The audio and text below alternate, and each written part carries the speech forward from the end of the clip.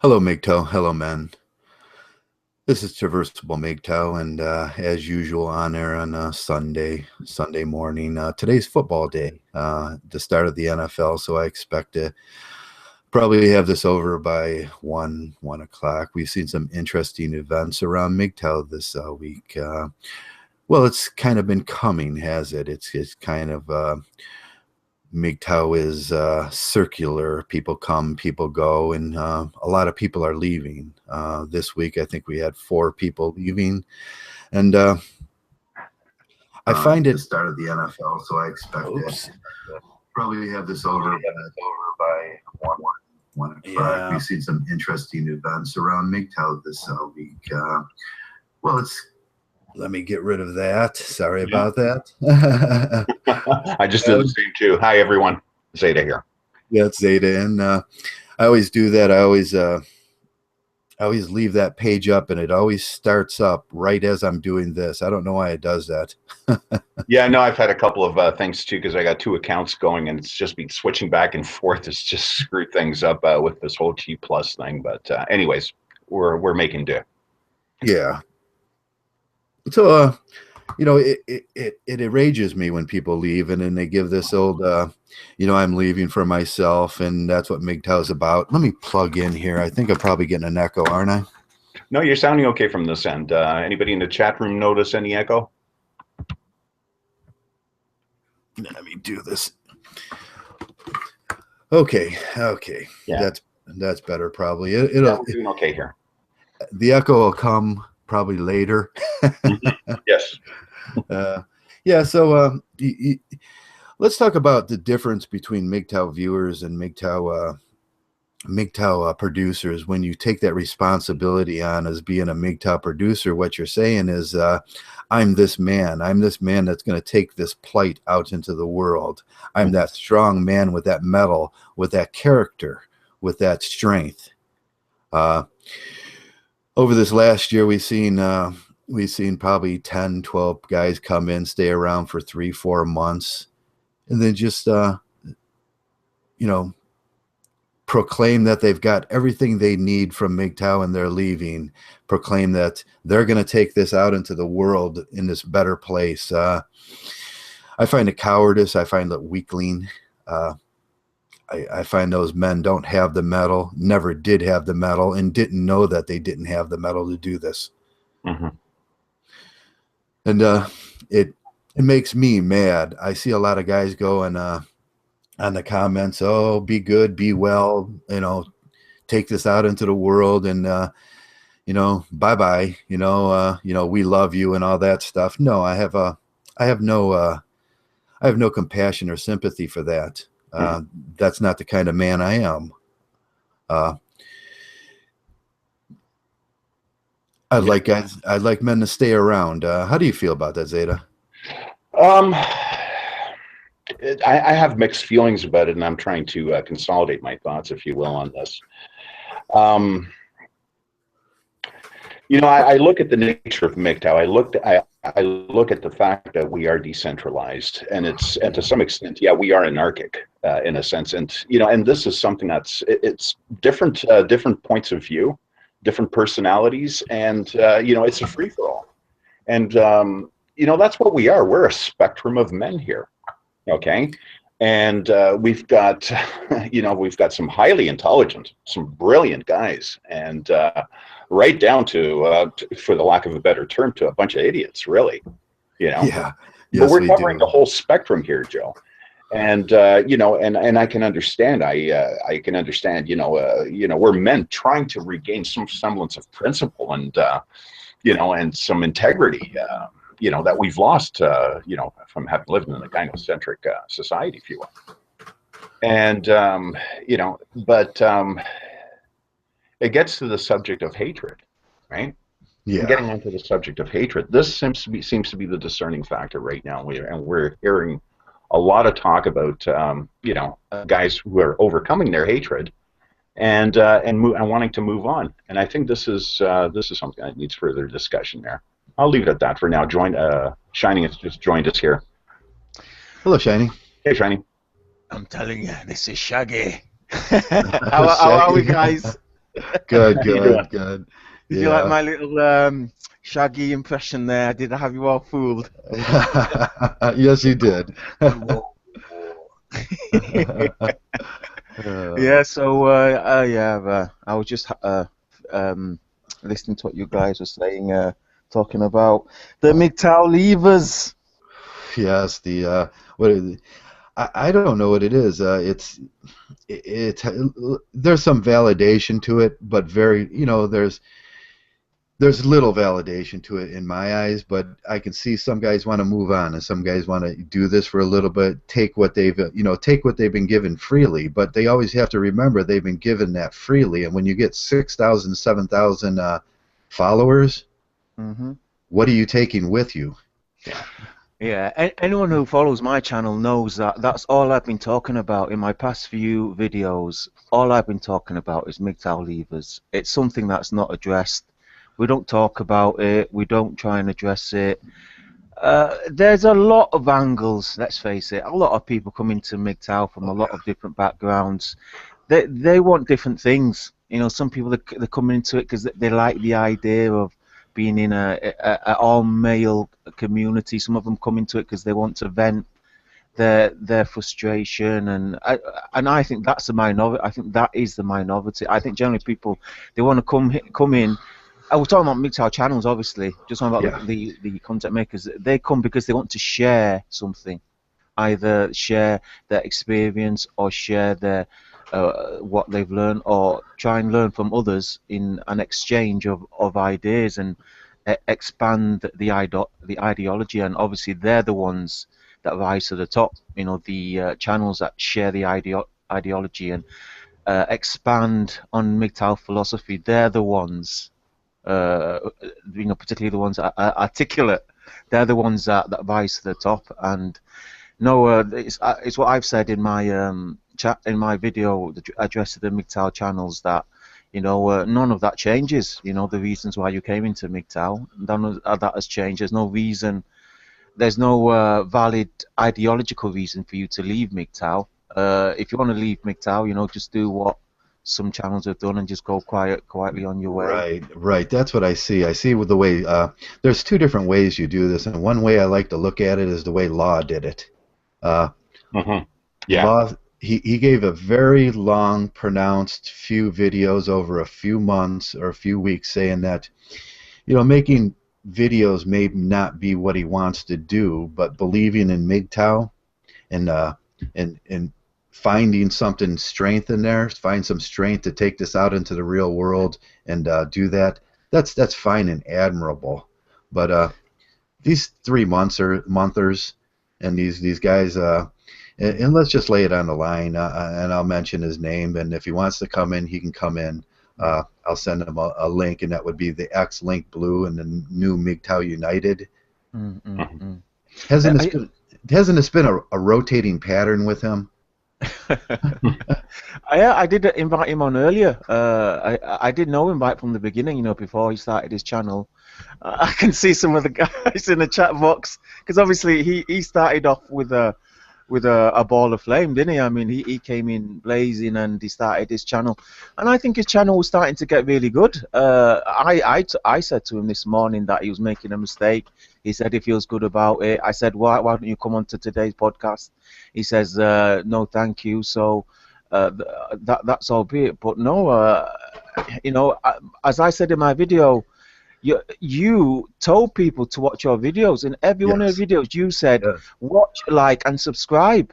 People did that. 6,000 channels did that. And now you're saying, you know what, I'm finishing my channel, and you've taken down all your videos. What does that say to everything you've said up until now? You know, all your haters are now proven right. And I was one of the fans of your channel, right up until recently. But no, it's not right. You can't just say, because the thing is, there's a difference between leaving Mgtow and say, I'm not going to do any more content anymore. Now, if you're leaving Mgtow, meaning you want to get married, you want to get a girlfriend, you want to go back to the blue pill world, that's an entirely different thing. obviously. And sometimes I think when people they make "I'm leaving Mgtow," that they're sending a big fuck you to the entire community. Right, that's the way I take it. Yeah, it's a big fuck you. And what they're saying is, I'm leaving Mgtow because Mgtow's not good enough. Isn't that what they're saying? It says not only is not Mgtow good enough, but the people in there, you know, the people that you've been trying to gather together, the people that you've worked with, the people that you've been addressing, and let's face it, I mean, you don't get to like 6,000. I mean, we had Neo Unplugged as well. Neo Unplugged Yeah. left. Yeah. And he left a big fuck you as well. I mean, he Yeah. named his channel "Are You Angry?" You know, nobody called him out on that. Fair enough. He's, people, men generally, they're quite loyal, and they didn't want to speak out against him. But why say "Are You Angry?" on your channel? You know, it was a big fuck you to everybody. Yeah, And this is like going over your buddy's house and having a bad day, drinking his 12-pack of beer. When the 12-pack ends, you go, "Fuck you! I'm going over Steve's house now," because he's got a 12-pack of beer over fucking there. You know? and take a shit in his toilet without pushing it, and just walk out. What do they call that, with a high boy or something? Yeah. I mean, if you want, I mean, I think when man woman myth he left it open-ended and left his channel up, so people were left guessing. Yeah. And now the way he left, that was totally different to how other. I've always said, if you want to leave, don't make that "I'm leaving Mgtow" video. Don't do it. I've always said that. If you're going to leave, don't do that video. Just walk away. Just go. You don't have to make like are you expecting like a 7-minute? You want people like to cry and to yearn over you? No, please don't leave. Please don't leave. Yeah, that's what I was getting this morning when I left a few comments. How do you leave? How do you leave going your own way? Yeah, exactly. I mean, are you like I said, are you leaving Mgtow or are you leaving the YouTube community? If you're leaving the YouTube community, you want to say goodbye. That's a different thing. But I don't think anybody actually wants to leave the ideology, the philosophy of Mgtow. But unfortunately, that's how it looks. If you're making, goodbye to Mgtow. I mean, I did a parody. It's funny. My last video, "I Love My Wife. Goodbye Mgtow." That was a parody to everybody that's made a goodbye video. It's ridiculous, they can't see how silly they look. Yeah, I think I did a goodbye Mgtow video where by the end I turned it around where I'm going to find the strength to keep going. Yeah, but some of them, they come back. Don't they? Yeah, they come back. That's what they come back. They buzz around the chat area. Come back, don't leave us. We need you. Yeah. That's what he wants, that a validation that men, really rely on him, and maybe that's. And I hope he stays around and grows up a little. Yeah. And, I hope he does as well. I hope he sticks around. I was hoping that he'd come on today. We'd have a little chat with him. His channel, I mean, let's face it, his channel boomed like anything. I think we're talking about him because he's sort of like caught in the middle. He was like, nobody expected him to be that big, and nobody expected him to be that vocal. And I think he kept going down that line despite all his haters. And I think a lot of guys respected him for that. And I respected him for staying on there. Yeah, his comment to me after I said some things to him this morning about leaving was, you have a problem, Joe. And no, I don't have a problem. I'm staying my guns. I've been around here for 15 years. Even before I was on YouTube, I did this, 10, 15 years ago. I've been to, at a certain point, this is what I am. It's not what I make up in my head. It's no problem with what I'm doing. This is my goal for men, so every man can find some independence and freedom in his life. Yeah, it does reflect on why that person came into Mgtow in the first place. I mean, was it for a selfish reason, or was it to help other men? Was it an altruistic reason? Was it to drink our beer? Yeah, some people they don't take it that seriously. I mean, it doesn't really matter. I mean, if we always talk about if YouTube kicks Mgtow out of their YouTube, then we'll just do other things, and there's no need to Yeah, to get hung up on it. no big deal. I'll just end up somewhere else, Yeah. doing the same thing I've always done, and that's just it. But it is funny after we work through these things and we get a little lighthearted about them. At first you're mad. At first you're like, "Whoa, what the fuck's going on here?" And but then you like work through them and you're like, "Yeah, we're gonna have this, aren't we?" Yeah, I think what is bad though is when guys are leaving in the middle of something, like if like you form like a group, or you're doing collaborations together, or you're working on Right. certain projects together, and then the guys are leaving in the middle of that. I think that's even worse. Yeah. Yeah. We start looking, if you're leaving and you're doing more harm than good at the end, then you start looking like you were just a Mgtow agent anyways, and just trying to hurt Mgtow, you know? We're starting to see that a bit now. We're starting to see like some channels are starting to change their message. It's like they're not even talking about they're not even talking about men's stuff anymore. They're talking about immigration. They're talking about atheism. They're talking about shopping, and they're talking about how not all women are like that. They're talking about how to pick up women. How to pick up women, yeah. There you go. Well, gentlemen, it looks like Warhorse has joined us. Hey, Warhorse. Warhorse.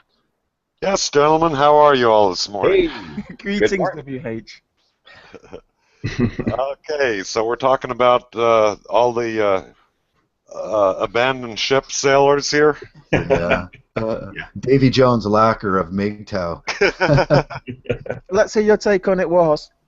Well, I just came in, man. I was on the telephone. I was trying to eat lunch at the same time, so I couldn't even get the beginning of this from you guys. But I do know that some people have left, or said their goodbyes, and the only one I saw today was from Mgtow United. Yeah, that's the angry Mgtow guy, and I believe he was linked blue too, wasn't he? Yeah. Okay. And then a couple days ago, I think Dark Knight kind of stepped off the main plate by stating that he was going to go on with his chemistry. He's very busy, and so on and so forth. So I know about those two now. Are there any others that I've missed? Dub, Gregory Becker. Who else left before them? That Neo. Truth Over Everything. Cyrus, of course. I know. Cyrus.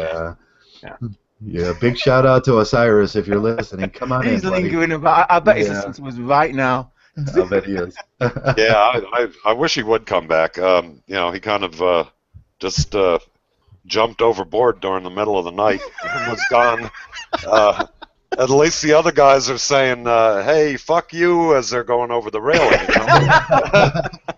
Isn't that what they're saying? Do you perceive it that way too? I get mad when they leave. Not from all of them, no. Of course, I don't know all of how they've left or anything.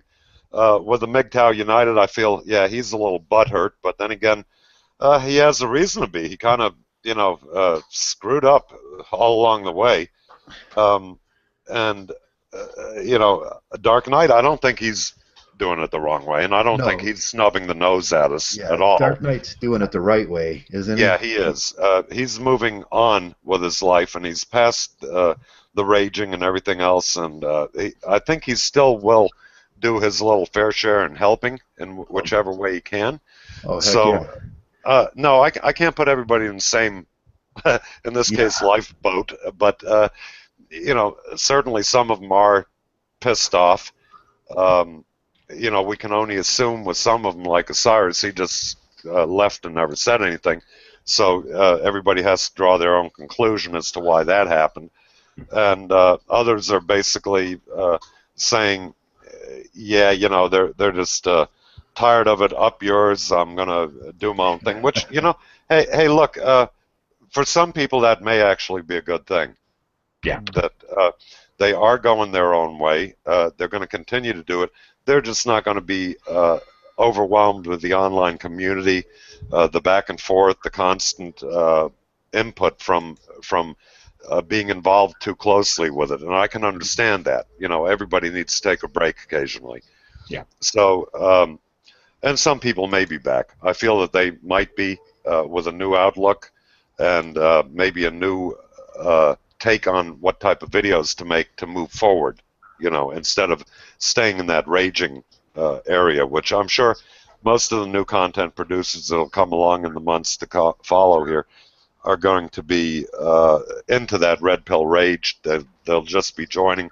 So I don't think any of that will ever stop, but we do need some of the older, experienced men to come in and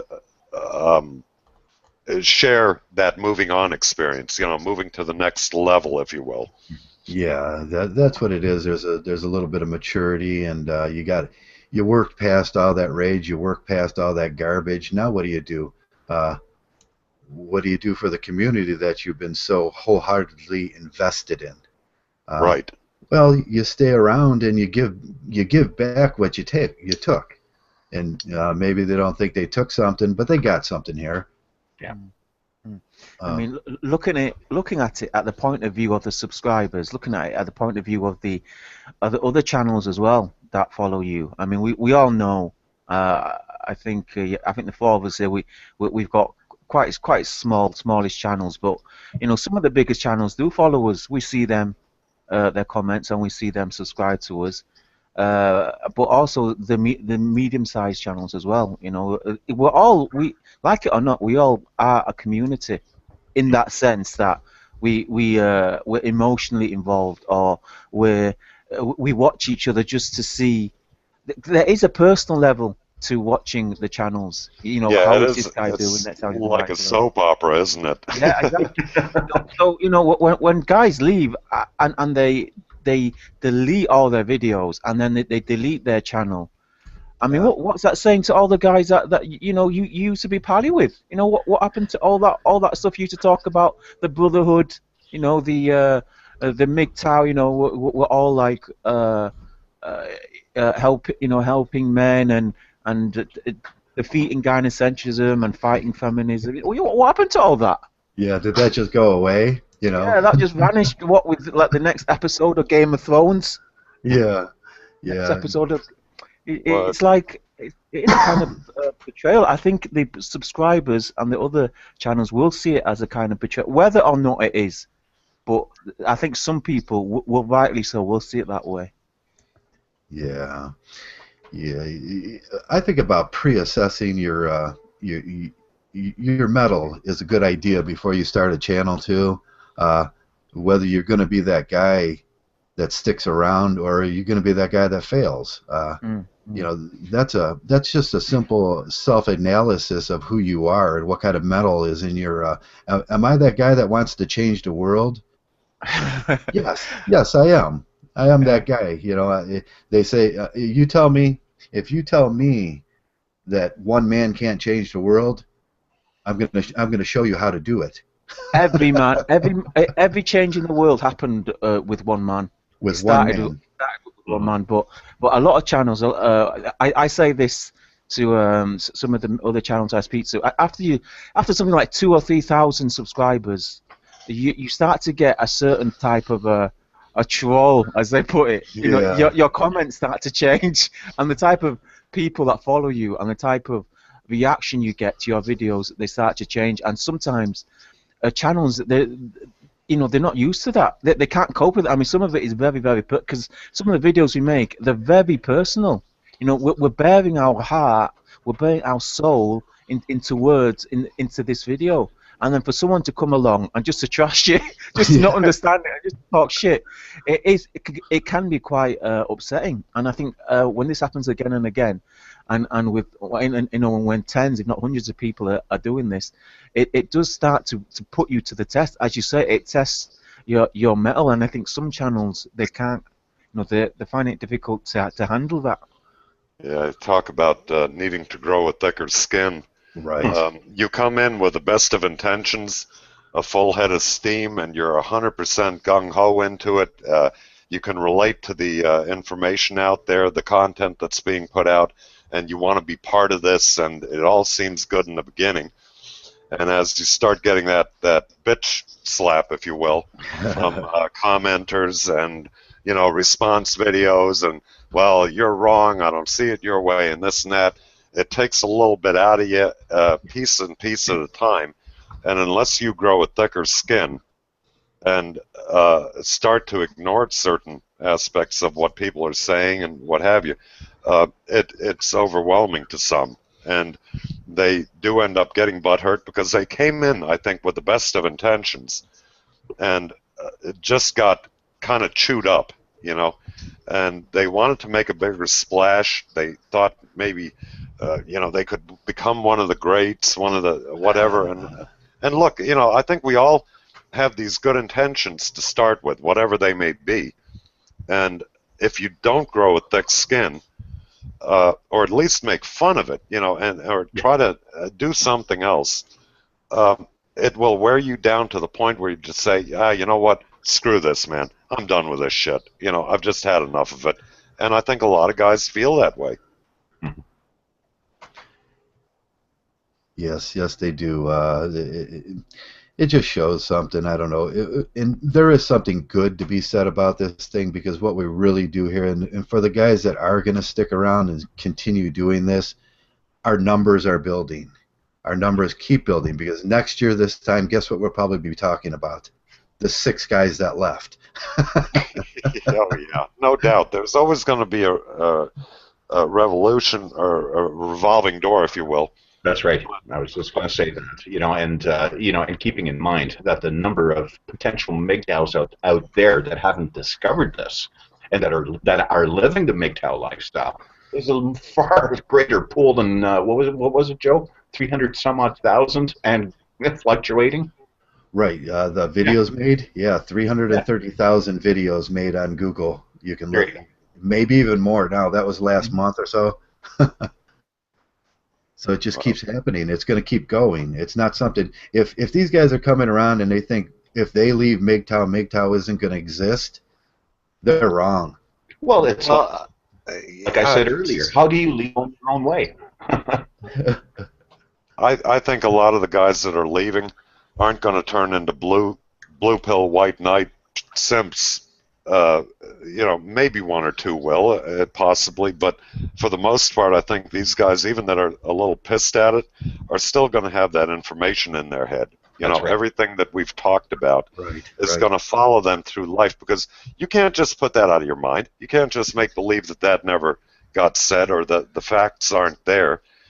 So they're going to continue living, to some degree, the Mgtow way, whether they identify with it or not. That won't change, I don't think. However, they just won't be part of this community, online community, if you will. The YouTube community, or maybe the forums. I don't know. I'm not on the forums, but they just won't be part of that. But they will continue living this, and I'm sure that when they see bad behavior of women, like I did this week in a restaurant, and I had a blue pill guy say, "I wish I were 20 years older," and me telling him, "No, I'm glad I'm not." Think of the poor young guys that have to put up with them, and he had to blush and he looked down at the floor and admitted, "Yeah, you're right." So you can't just go out there and pretend that you don't notice this just because you don't want to be part of the Mgtow community or philosophy, if you will. You can't just put that out of your head. You'd have to be a total moron to just kind of say, it was all shit, I can prognosticate their future. They're going to be sitting at a table someday looking across at a woman that's talking about her cat and thinking, God, I wish I was talking to the guys right now. Oh, I guarantee it. No, everywhere you go, you see it on TV, you see it in movies, you see it in real life. Everything you do, you start picking up on it more and more, because if you were involved with this community at all, and you've paid attention to at least half of it, which, you're going to have this going through your head all the time. I hate to see certain people leave, but I think they've also come to the point where they've reached an impasse. They no longer have anything they feel they can add, without becoming repetitive. Yeah. So that tells you they need to leave. That's an Correct. individual. They're not the rule. They're the exception to the rule. Now, taking down there, couldn't they hand the channel off to somebody else? Isn't there Well, a better way that this could be done? I think by them leaving up their content, like Dark Knight, I know he is. He said he Yeah. is. He said he's going to leave his content up, and so on and so forth. And I think that's a smart move to make. I wish Cyrus would have left his content up. He had some Yeah. great stuff there.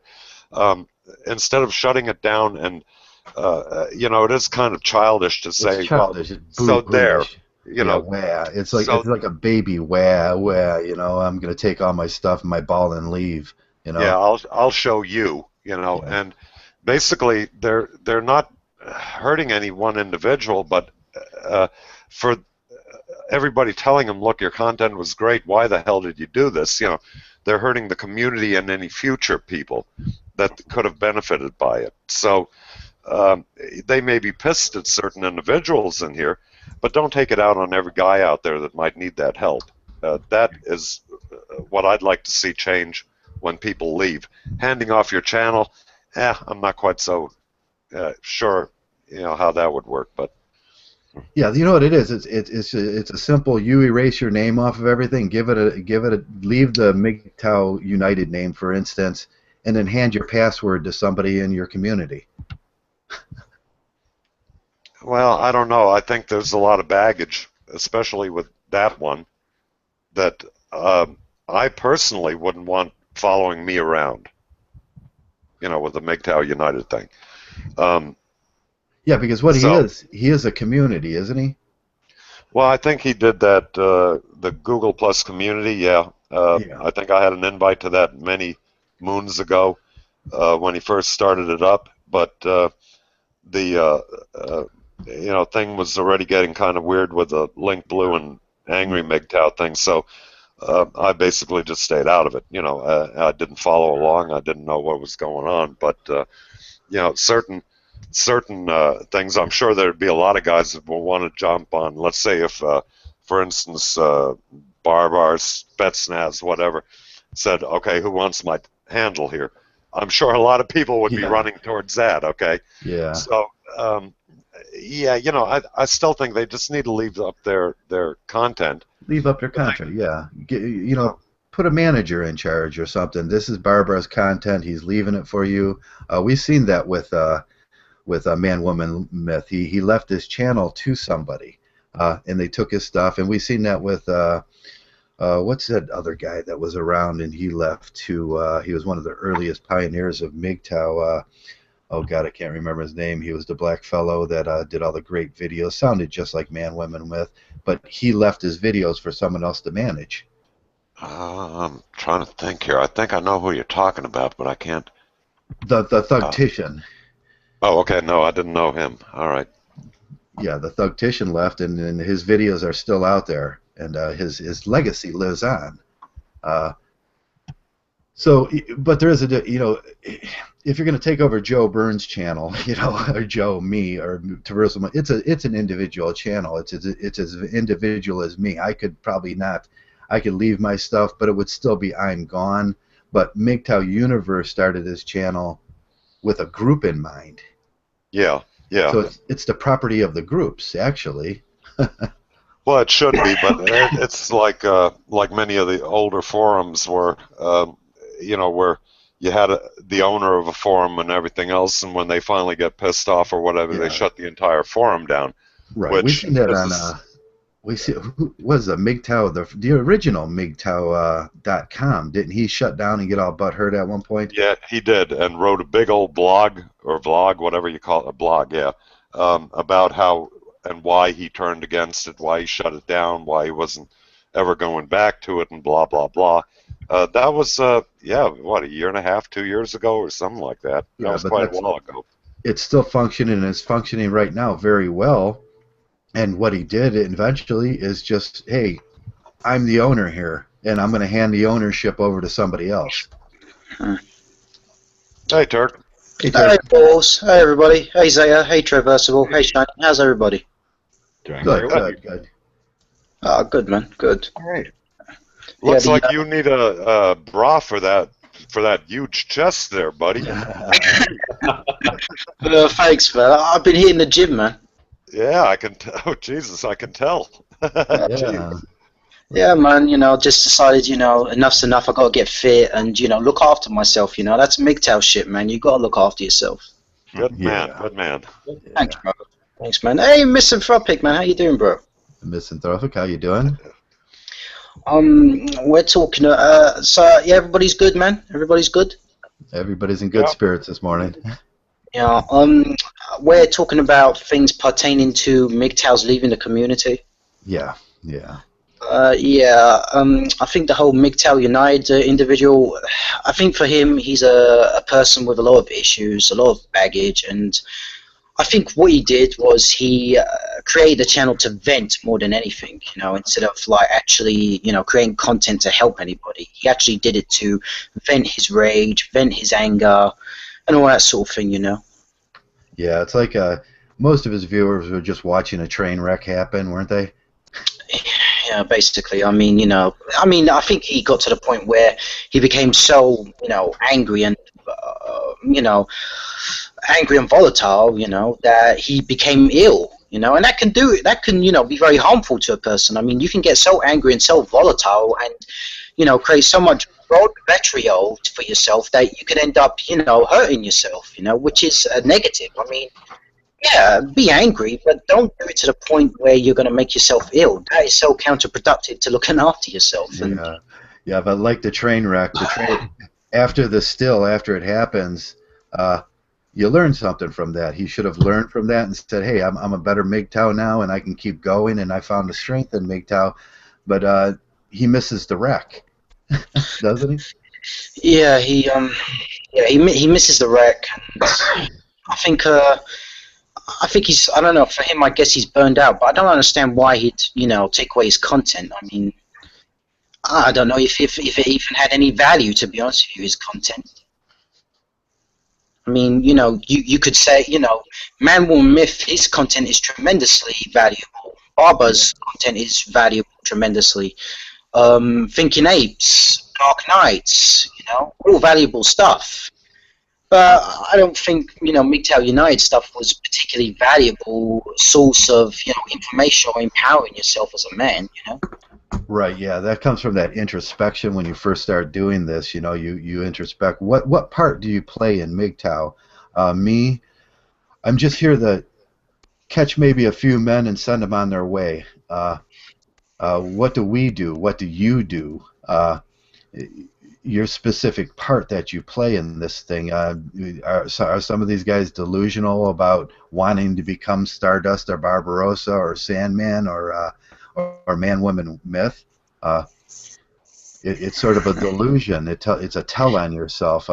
My part in Mgtow is just to keep going, to interact with as many men as possible, and that's it. It's not about becoming big friends of everybody. I do have friends around here, but it's not about that thing. It's about connecting with men, and then they can do their thing.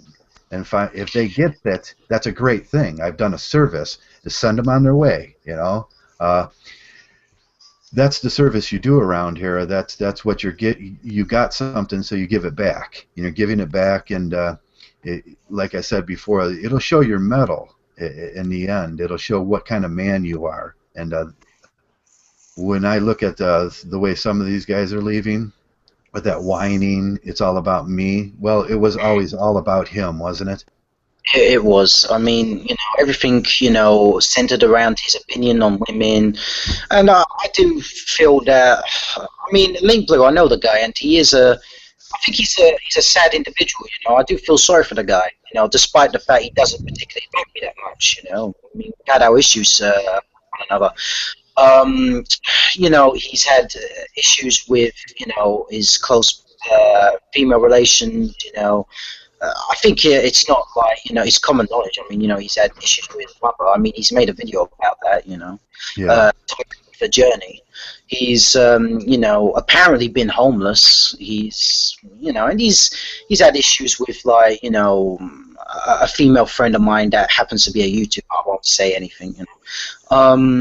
Yeah, I mean, and also a lot of his views were so radical. I mean, it made Mgtow look bad, quite frankly. I mean, women are cockroaches. Come on, man.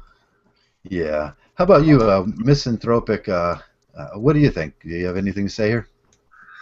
Well, yeah. Hey, what's up, fellas?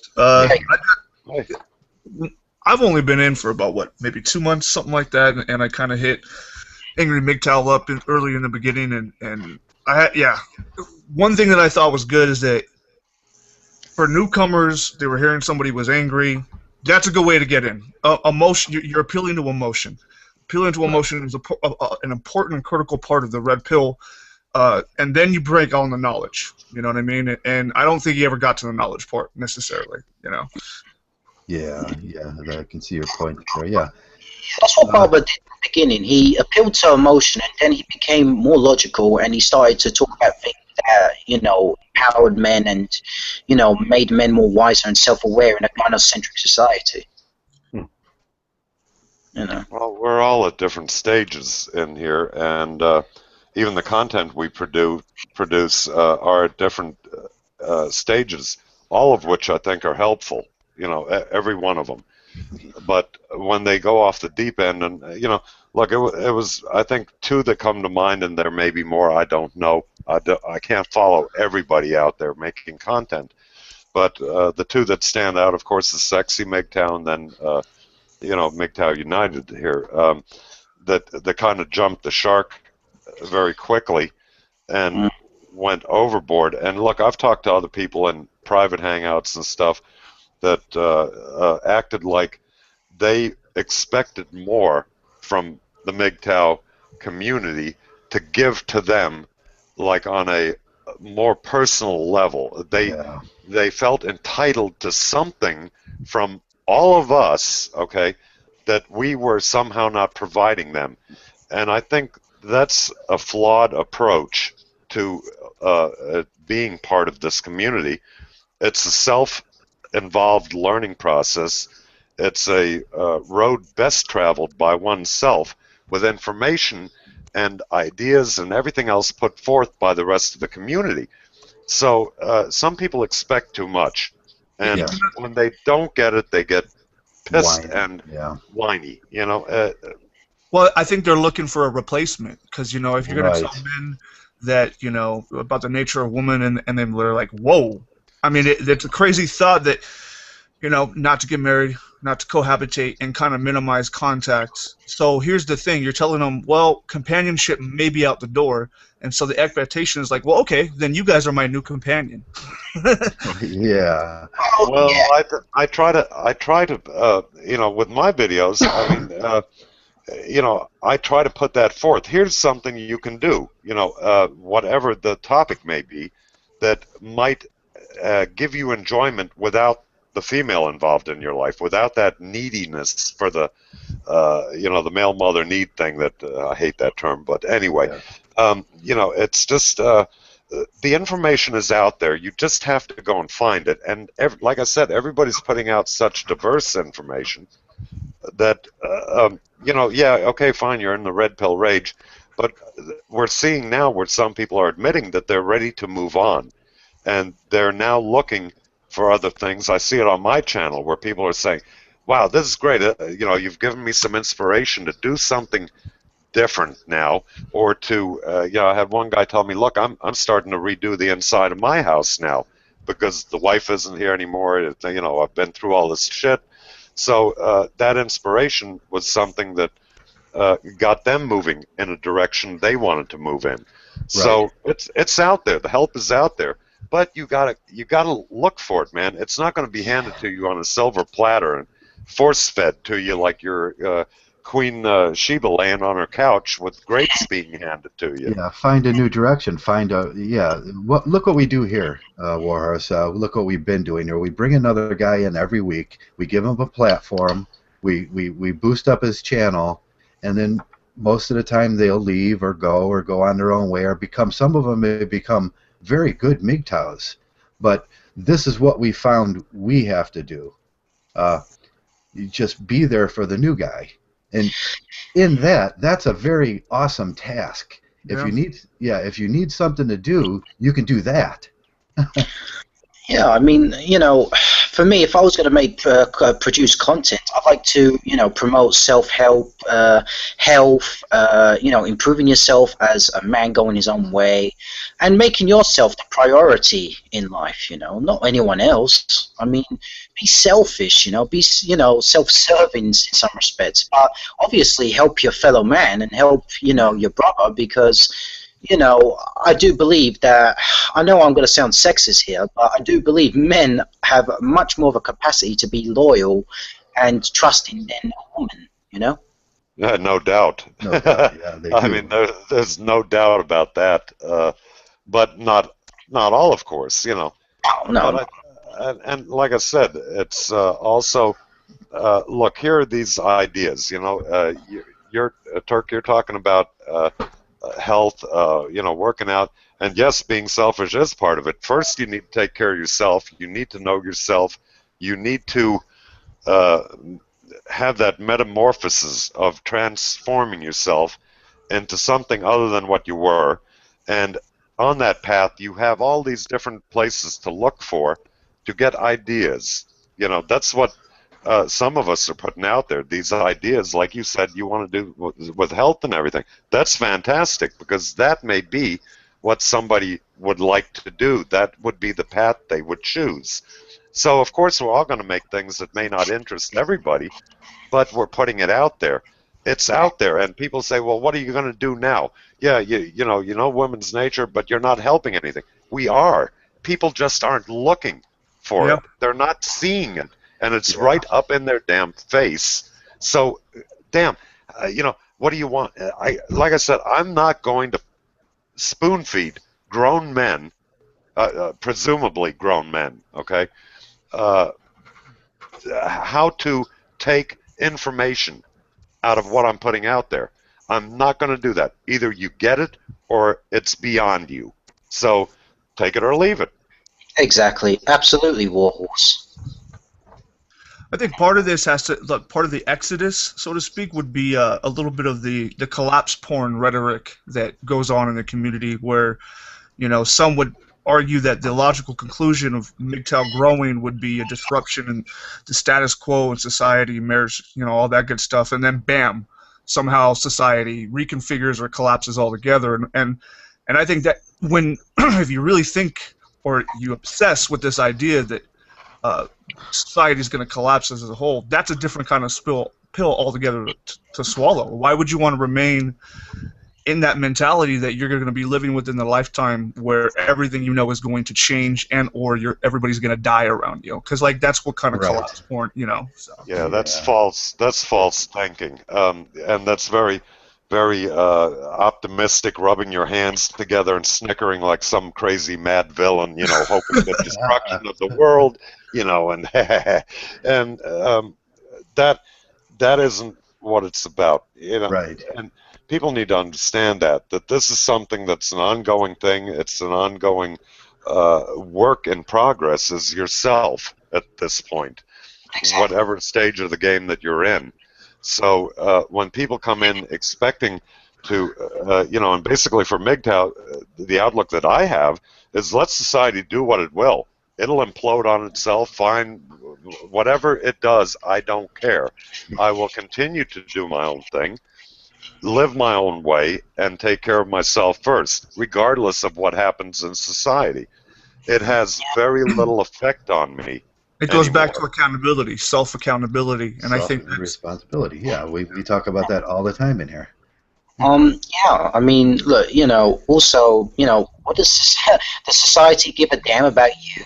It doesn't give a damn about you, so why would you care? Why would you care about society? You got to care about yourself, Yeah, we talk about that Marvin the robot mentality around her. Oh, it's going to burn. Why should I care? The sympathy for myself and everything. That's just a depressed robot. That's what these guys look like. They're just depressed robots. And Mgtow, in general, in the whole here, is finding you in becoming that more responsible, that better, more accountable person that you can be, and getting rid of that nihilism that ends with burning buildings. You know, Traversable. I mean, there's tremendous nihilistic, mentality in the circle community. A lot of them are nihilistic. They have this mentality of nothing matters. We all die. It's such a negative outlook. I mean, it's not positive, exactly positive, and that has to change. You're getting echo. All right, I'll come back. Can you unplug and plug back in there? So, misanthropic, you said you've been around 2 months now. Yeah. How's Mgtow working for you? Is it you can see anything, or you doing anything? What you up to? Well, it's definitely a mixed bag, and already being only in 2 months, I've seen I would subscribe to a channel or even get in a hangout or talk to other Mgtow, and I think 5 out of 10 of whom have already bounced. They're gone. Yeah. The little farewell videos and whatnot. And seeing that is interesting. Like, one of the first things that I thought about doing rather than content creation was actually like, well, I have a background in event coordination and promoting, and I was thinking about, well, actual spaces, not virtual spaces. Wouldn't that be cool that I could do in my own community? And how do I do that? And I think that I'm sticking around and trying to, get information and knowledge from some of the guys that have been around longer, because I want more ideas and I want a sense of develop how do we responsibly develop in real life spaces for men that won't attract too much attention, so they're shut down, but at the same time, create sanctuaries for men. And you know what? If I did that, I would probably drop in some Mgtow or Red Pill knowledge if I had that audience, so to speak, within men. But I wouldn't force it down their street. I think the camaraderie of a male space is almost more important than some of the indoctrination of the reality. Yeah, absolutely. I mean, this is why I love this community. I love Mgtow because you have a camaraderie of men that have very similar backgrounds and experiences in life. And you could become close friends and one day meet them in real life. That's what I love about this community. Well, the first thing the Red Pill did for me, or I think maybe not the first thing, but what I think now is, if I walked away today, I would probably be far less suspicious toward men. And I remember, in being in Blue Pill, I don't know if it was a competitive thing or, part of my misanthropic nature, but I looked at all men with suspicion, and I avoided contact in a social way. And now that's not the case anymore. Something's opened up for me where, like, I don't look at men as, by default as being, in a certain way. And that's very important for me, so.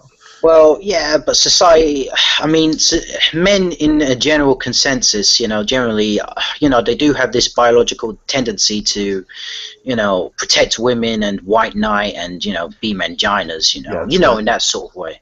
We're very competitive. They're tournament mating still, and that's what they're going to do. But we know about that, so we, like Methanthrope is saying, we know about that now, so we can react differently to that now. We expect it to happen, but now I'm well armed when that does happen. I can walk away. I can argue the point logically. I could tell him what he is. I have a lot of choices now. I don't have to do the blue pill thing and cower to that. You could, but unfortunately, when you tell someone about Mgtow, have you ever heard of this acronym? Men going their own way. We talk about female nature and being empowered as a male and celebrating your masculinity. A lot of men, and it's a terrible thing. I mean, I told one individual when I was going to the gym, have you ever heard of Mgtow? And I described what it is, and he said, "What, are you a bunch of gays?" I just thought, yeah, great. That's the first response you get all the time. But I'll tell you what, I wanted to share this little story with you guys. I dislocated my shoulder this week, and I went to the hospital. My buddy took me to the hospital, and he's pretty much a Mgtow too now, or a Mgtow supporter. I wouldn't call him a Mgtow. He doesn't actively participate. But one of the nurses had come in, and he started joking. She says to me, what do you do for your possession? And I started to open my mouth, and he kind of gave a joke out, and he says, well, internet personality and and misogynist. And then she looked up and she says, what? And he goes, have you ever heard of Barbarossa? You know what the nurse said? What? She said, yeah, I've heard of Barbarossa. Oh shit! So we are noticed out there, and we are bigger than they think. And if a nurse from a small hospital in a small Lorraine community that I live in knows about Barbarossa, yeah, She dislocated your other shoulder after that, right? That's what I said. I said, oh no, don't tell her that, because yeah, she's gonna hurt me now. But yeah, we're doing good out there. We're doing it, and it's not just we look at it from the inside of these walls, these YouTube walls, and we're in a box. But this box is resounding to the whole community. We are out there, and like Misanthrope is saying, my goal is to have a community group meeting in my area where we're bigger, and we start pulling together those real votes for those real politicians in real life. I talked to a man this morning on my private messages. He's in my area. We're going to go meet. And another way of looking at that is that I look around. I'm a single father, so there's actually a couple programs in my area specifically for fathers. None for single fathers, but and I've kind of dealt with those a little bit. And part of them are really valuable. It's 50-50. So they're really valuable because camaraderie with men, right? Right. Yeah. But obviously, you're going to have a lot of white knights in that group, which kind of take away from the camaraderie. Right. The man up groups. Yeah, and so you have a split bag. So I kind of want to borrow the positive things that I see from that kind of, I don't know, group therapy kind of a setting. Yeah. But make it a little bit more neutral than that. Without the expectation you have to come in here and talk about all your shit. No, let's get together and hang out without women and see what comes to it. And you know what? We don't have to do it in a building. We can go out into the woods. I don't care. There's so many options on how to do that. Right. Yeah. Right. You can silently direct from the rear too. You don't have to be the leader of that group. You let the men be the group, and then you can silently give red pill knowledge out as you go. It's a big part of Mgtow. Absolutely. The only thing that would get in my way is that if I created a group with a few older men, especially if they kind of have a white knight sensibility, I would have to do it not covertly but subtly, because the natural hierarchy when men get together, the 50-year-old guy that might be in the group, if I espouse red pill knowledge, he's gonna be like, "What the fuck are you talking about? You're only 36. What do you know about life?" Yeah. Yeah, there is that sort of like, I'm older than you, so therefore I'm wiser than you. I know more than you. Well, I am, and I do. Yeah. Sorry to have to put that so. We got guys like DK around here, which show a tremendous amount of maturity at his age. Oh God, the guy's tremendously intelligent. Yeah, and then we got the old guys that have lived through life, like me and Zeta and Warhorse. We can tell you how things are going to work out if they keep going down that. Yeah, we've seen the cycles. Yeah, we've seen the cycles. But every man is valuable around here. Every man has something to offer. Absolutely. It's a growing process too. We can watch men grow, and that's what I hope for Mgtow, is that some of these guys that just they don't think they have it in them, just sit back for a while, take it in, take all this in, and grow with it, and grow in your life. I can guarantee if you put Mgtow program in your life, that 2-3 years from now, and that seems like a vast amount of time, but 2-3 years later, you're going to go, man, look at what I've got from this now. Exactly, Joe, and I agree with you on that one. It's just a question of time. I mean, it's just like Misanthropic was just saying. He's only been around for 2 months, okay? And clearly what you said, MA, is, the message got through, okay? So these guys may leave, But then again, hey, Joe, I've seen guys come back 3 or 4 months after the fact. Even Patrick Henry there. He comes back maybe 6 months later and he comes out with a blockbuster video, some blockbuster information, right? Yeah. So, again, those guys that are leaving on a mature note, fantastic. I mean, that's great. You know, and I wish them well. But I look forward to seeing them again, and to some extent, I expect them back.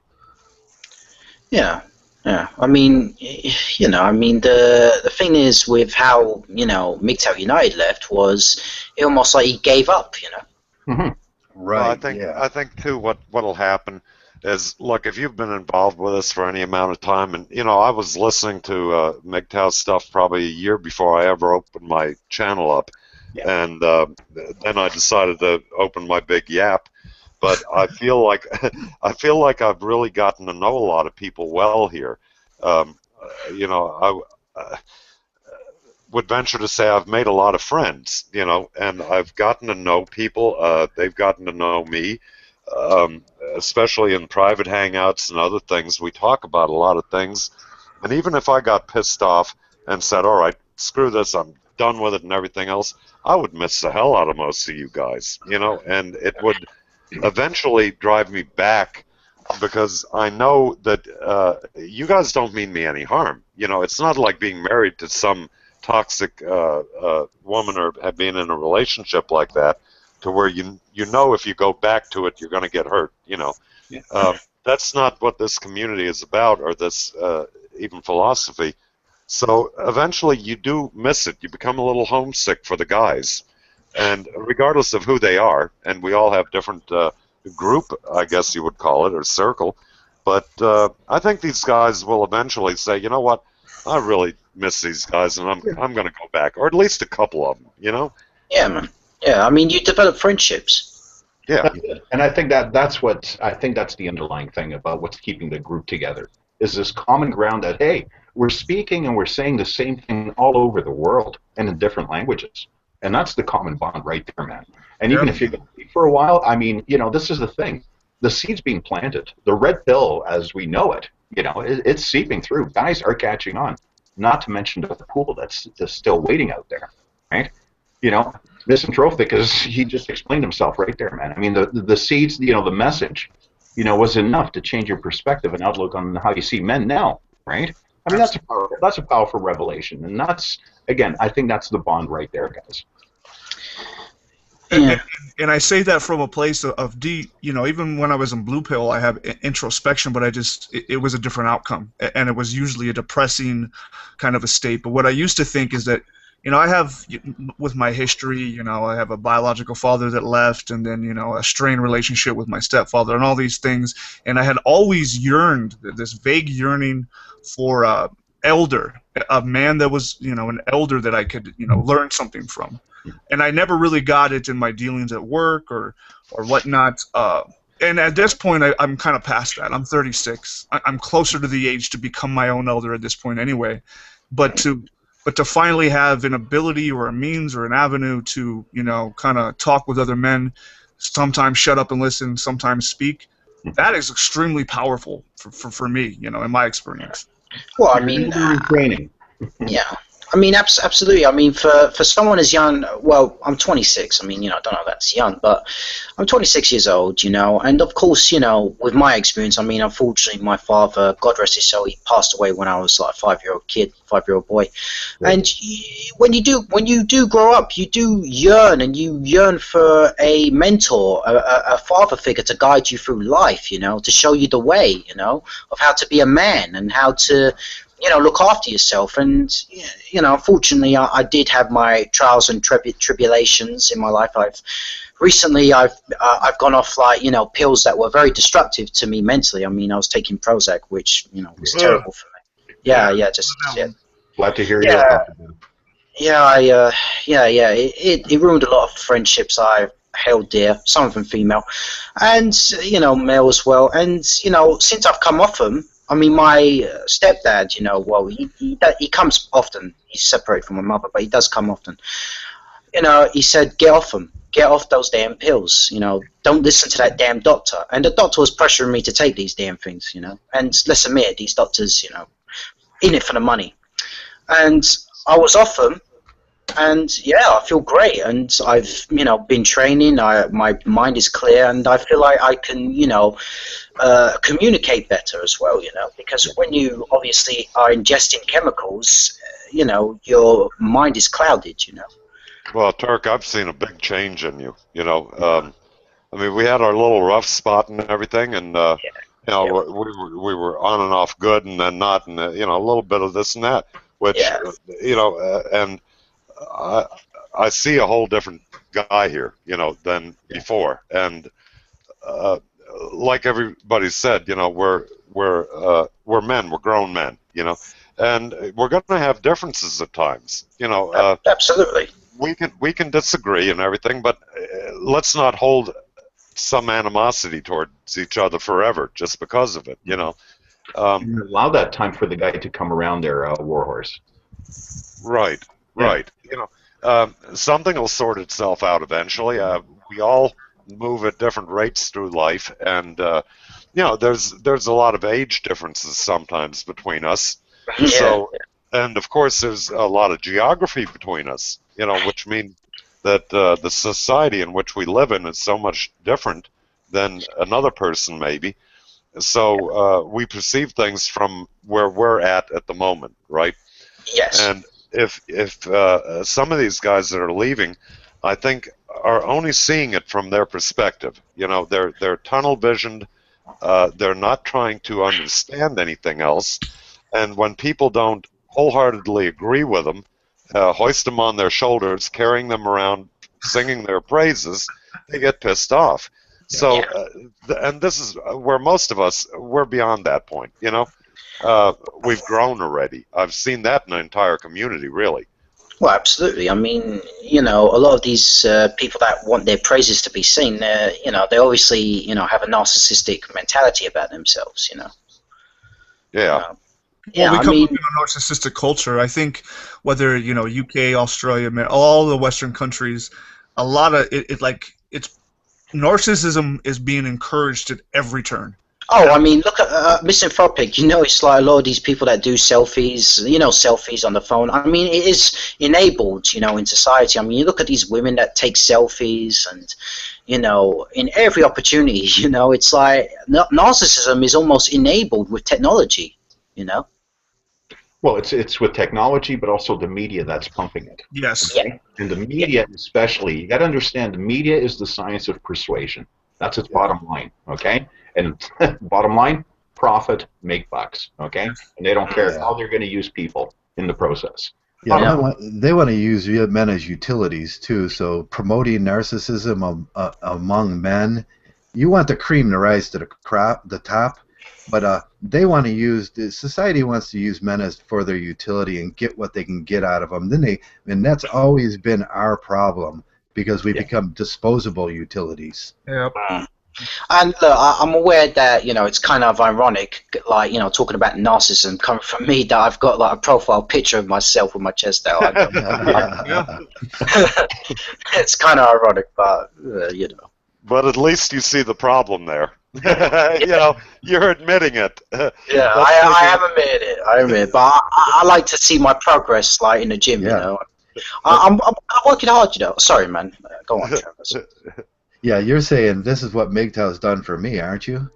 Well, yeah, I am essentially, because Mgtow has, and also getting off the, you know, pills that piece of shit doctor prescribed me, you know, also like Mgtow is promoting and enabling me to empower myself, to look after myself, become healthy, and have a positive outlook in life, you know, and, you know, to, you know, to look after myself, to improve myself physically, mentally, and financially as well. I mean, you know, go out there and, you know, get the cash, man. You know, get a job and, you know, build yourself something for life, you know. Like, because, you know, unfortunately, when you do have a partner, when you have a wife, whatever, I'm telling you, they suck your fucking wallet dry, man. Oh, heck yeah, yeah. Just your wallet, your psyche. Your psyche too, yeah. Right, but it's not a very fast track trip, though. You know, it takes a long time, and once a man becomes very mindful of all these things and what he's doing, what he's trying to accomplish, what's going on in his life, things start to slowly turn better, and then all of a sudden it hits you in the head like a ton of bricks where, hey, you know what? This is pretty damn good, and you go on from there. and then you try to share that, which is basically a slow journey. And I think some people expect too much too quick. Yeah. The I want it now crowd can't have it now. I'm sorry. It's that instant gratification, and media also is guilty of that, right? Yes, absolutely. Absolutely. I mean, we do live in a society where it's instant gratification, things come instantly, and, patience is becoming a very, rare commodity these days. Yeah. I mean, patience is a virtue, don't they say? That's the old saying. Patience is a virtue. It's an eroding and redefining virtue, Turkman. Unfortunately. Yeah, unfortunately. This is something and just look around, and it doesn't take too long to spot the nearest group of people in front of their smartphone, waiting for the bus stop. Yeah. Well, it even goes beyond narcissism. I would dare to say, and I've noticed it's a subject that I'm kind of adept in, is that sociopath and sociopaths are, I don't know, if you look at media and movies, they're being celebrated more and more, both in women and men, and how, these kind of self-centered, overly selfish, kind of characters are becoming our new heroes in certain, films and whatnot. And that has an extreme impact on somebody who already is kind of like, oh, me. Not only are we just kind of selfish because everybody is naturally to an extent, but now the culture is saying, you know what? Not be selfish, but also lack empathy. Don't really care about your brother. That's the problem. They're the face of the narcissist, and and it's promoting. It's just like heavy metal, man. They're promoting it to the extent that making it look so bad. Yeah, let's get into it, and it just seeps into the subconscious, right into right into the main market. Okay. Just look at the cosmetics industry, man. That's probably the biggest narcissist maker right there. Oh God, yeah. And who are the majority within the genders that wear makeup? Yeah. Oh, it's right to the makeup in the whole fashion industry. I mean, that's just a small sample of it. Okay, but the media is right behind this whole narcissistic push. Right. Really. Look at this. Greed is good. That Wall Street thing. Yeah, who said that? And he said greed is good. And that was Gecko. Yeah, Gordon Gecko. But look how that turned out for him. I believe it has to be a balance. You gotta have a balance. Too much, being too selfless, people will take advantage of you. There are people in this world that will take advantage, but don't be too selfish, or otherwise, basically, you're gonna, be perceived as an asshole, and it's not good. It's bad karma, to be too selfish. Yeah, modulating in and finding that happy balance in your life and Mgtow is a good thing. Absolutely. And that's just it. And when you do a proper, when you develop the skill set of doing a proper analysis, a risk assessment, right? That's the staple in Mgtow right there. That's a foundation. You don't have to think about it anymore. You'll be able, through your awareness skills that you're gaining and garnering and cultivating, you'll be able to, that'll be your foundation right there. Absolutely. You're not going to get into trouble. So there's so much to be offered here in Mgtow. And even the dumbest guy that could fuck up a cup of coffee, for the lack of a better, could figure this out. Hey guys, you guys want to talk about the guys that have grown past Mgtow too? Yeah. Is that a thing? I think that's a good thing. Yeah. I apologize if I'm interrupting, but Traversable, can I just say one thing, man, before we start the subject? Fuck Dean Esme. Fuck Dean Esme. Yeah. Let's look at who says that. Well, it's misanthropic here. Thank Mgtow. Sargon did a video about thanking feminism for how did he put it? He's for showing men that we no longer need to take care of women and all that. There's no expectation on us, and he's one of these guys that started out like us. And Shining remembers him. I remember him when he was a very small producer. And he's gone to 170, 200,000 now, and now he's growing past Mgtow. He used Mgtow as a stepping stone, and I want to take those guys for example too in this thing. It's not just the guys that are leaving; it's the guys that are getting bigger too. Yeah. So does anybody have any thoughts on that Sargon thing?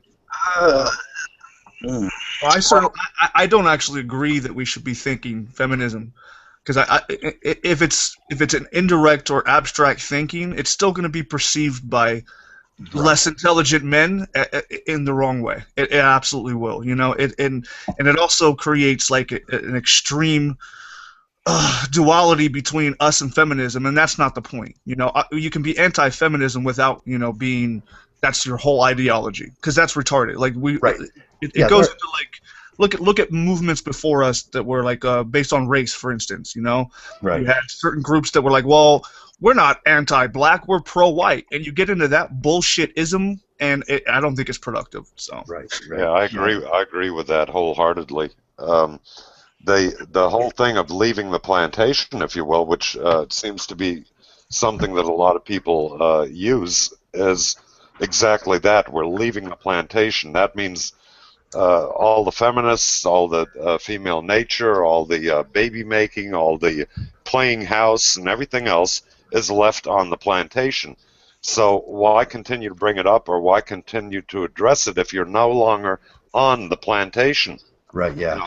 I was thinking this go girl mentality. He was saying that kind of lets us off the hook for being the blue pill males and everything, but does it really? Because are they going to take responsibility and accountability in their lives? No. So you know what? All right. So that particular movie, I think it's going to work in an opposite effect. So for men like us, we're going to see it in one way. We're going to deconstruct it and see it, you know, in a completely different way.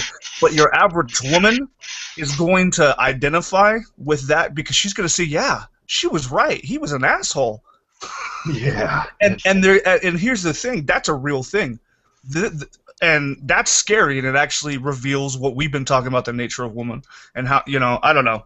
That movie to me is scary. Another one is Ex Machina, which I think is also revealing. It has Mgtow overtones, I would say, but also ultimately the end of that film, it doesn't work out too well for men. So, yeah. Well, look, I think this has been going on for a long time. I remember the movie The Burning Bed with Farrah Fawcett in it. Oh, I remember that. Yeah. Oh yeah, guys, remember the good old days, right? Yeah, it was back in the early 80s. Yeah, well, actually, I think it might have been before the 80s. The 70s, yeah, it was right around that time, yeah, when she was still married to Lee Majors there.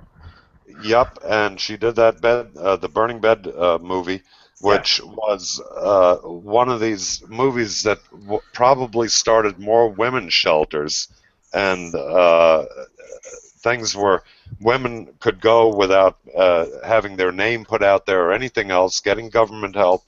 This movie in itself put it into a whole new level, and they found that works way back when. And that movie was kind of, you know, gee, you felt sorry for her, but if you watch it again, you'll start to see that, you know what, she wasn't quite all that innocent, you know, and they tried to portray her as this huge little helpless victim that was so perfect flower. They've been doing this a long, long time. But now they're just doing more of it. Yeah, they're doing a lot of fiction. It's all fiction, isn't it? And this started with Mary Wollstonecraft back in the 1800s, where she wrote her fictional book, and it is a fictional book, Mary. And then everybody jumped on this fictional story about this girl, and that's what they're doing now. There's a fictional story. They're making it up as they go. It has nothing to do with reality, actually, but media and even politicians buy into that. Well, guess what's coming out now? Hollywood, I think it's about to be released fairly shortly, is Suffragette. Suffragette, yeah. Oh, yeah, God. And guess what's going to happen with that? They're going to omit every fucking vitriol, racist remark these rich white ladies, all of them are quoted as saying. None of that's going to be featured, and it's going to be really interesting how that plays out. You know, how the media is going to talk about this film and the reception. So, well, it's a You Go Girl movie. You know, where you're going to be in your seat, you're going to be rooting for these women, and yes, they're doing the right thing to all these nasty men that have been abusing them in the worst possible way. Come on, they're going to spin this till the cows come home. Yeah, they're not going to say about the suffragette and the alcohol and getting the men's out of the bars was just the beginning of taking away male spaces. Yep, absolutely. Yeah. Yeah, they'll say that was a damn fine to do, and that led to a pretty much a war in our country that cost men life. It was a war on alcohol.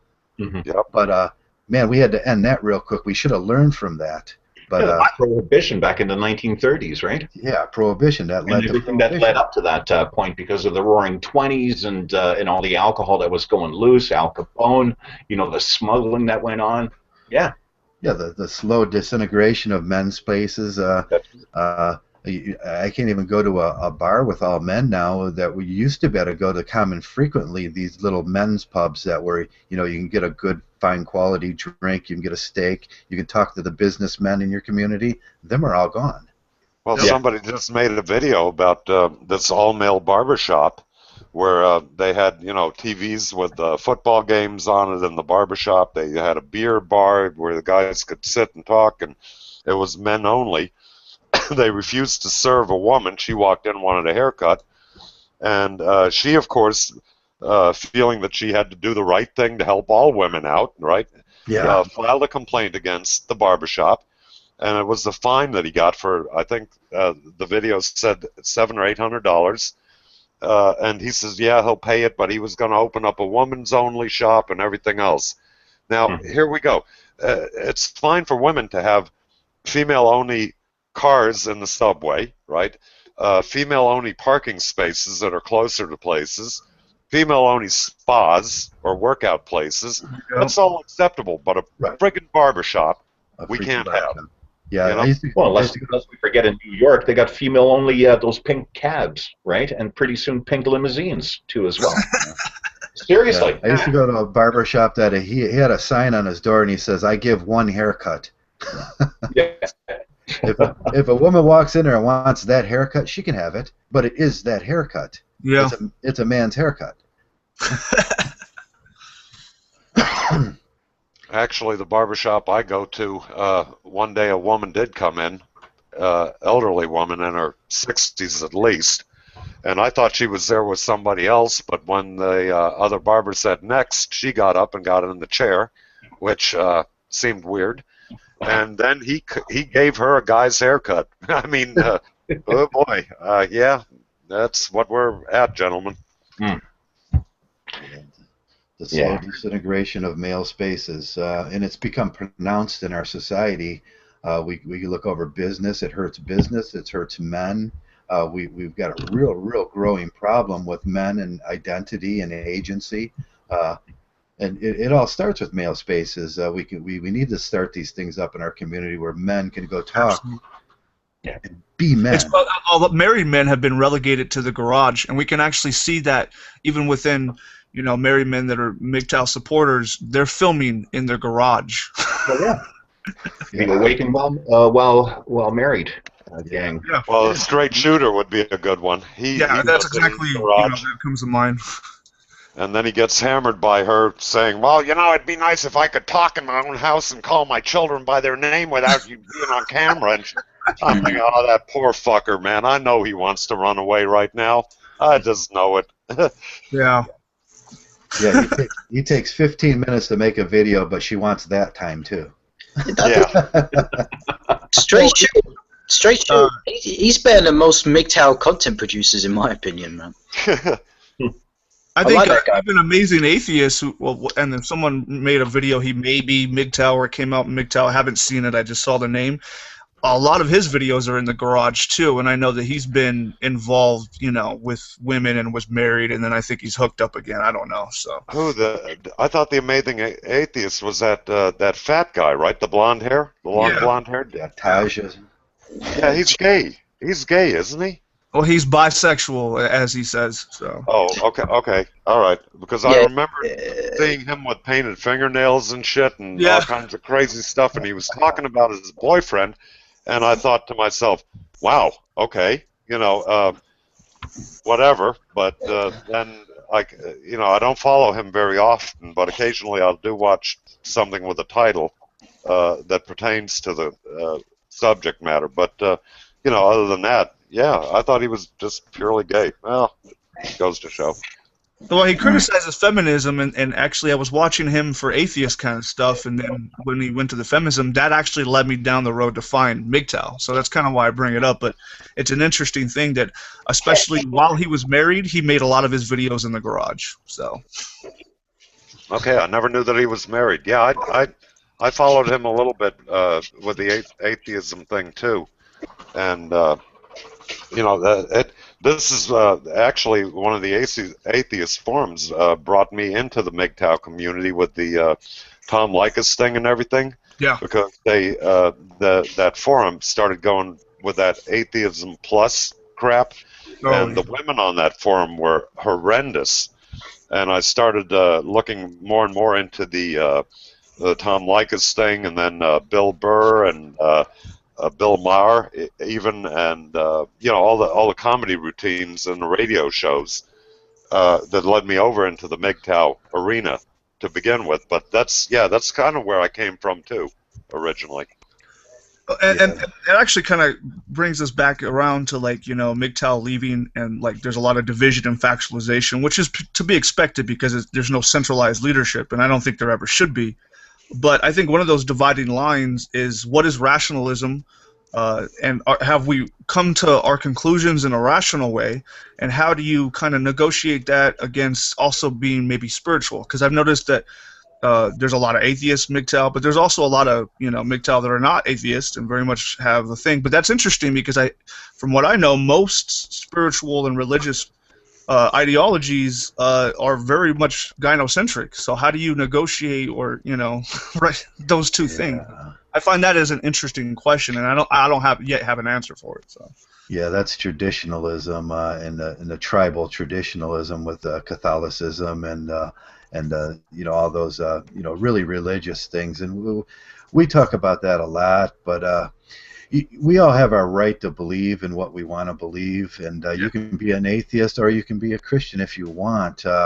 But if you're a comfortable agnostic or a comfortable agnostic, look, everybody has their own metaphysics, you know, and it doesn't necessarily mean a belief in a deity or a religion per se, or anything else.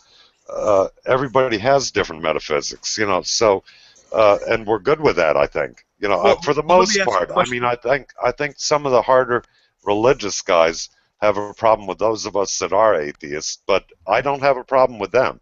You know, so.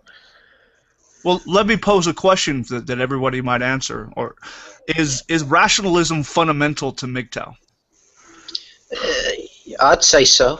I would say fundamental to YouTube, I think.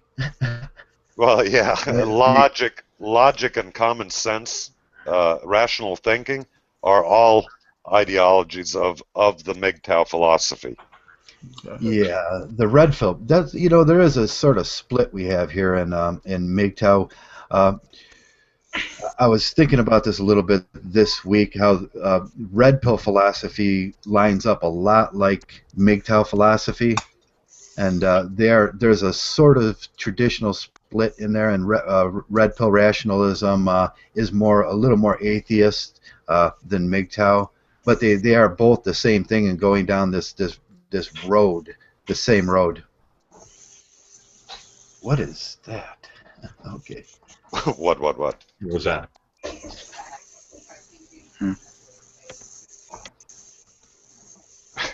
Joe got little animals running around in your house? No, I didn't. Oh, God. Yeah. He's sounding quiet, though, so that's a good sign. It's not squealing like a little girl, so it must not be a big rat or anything.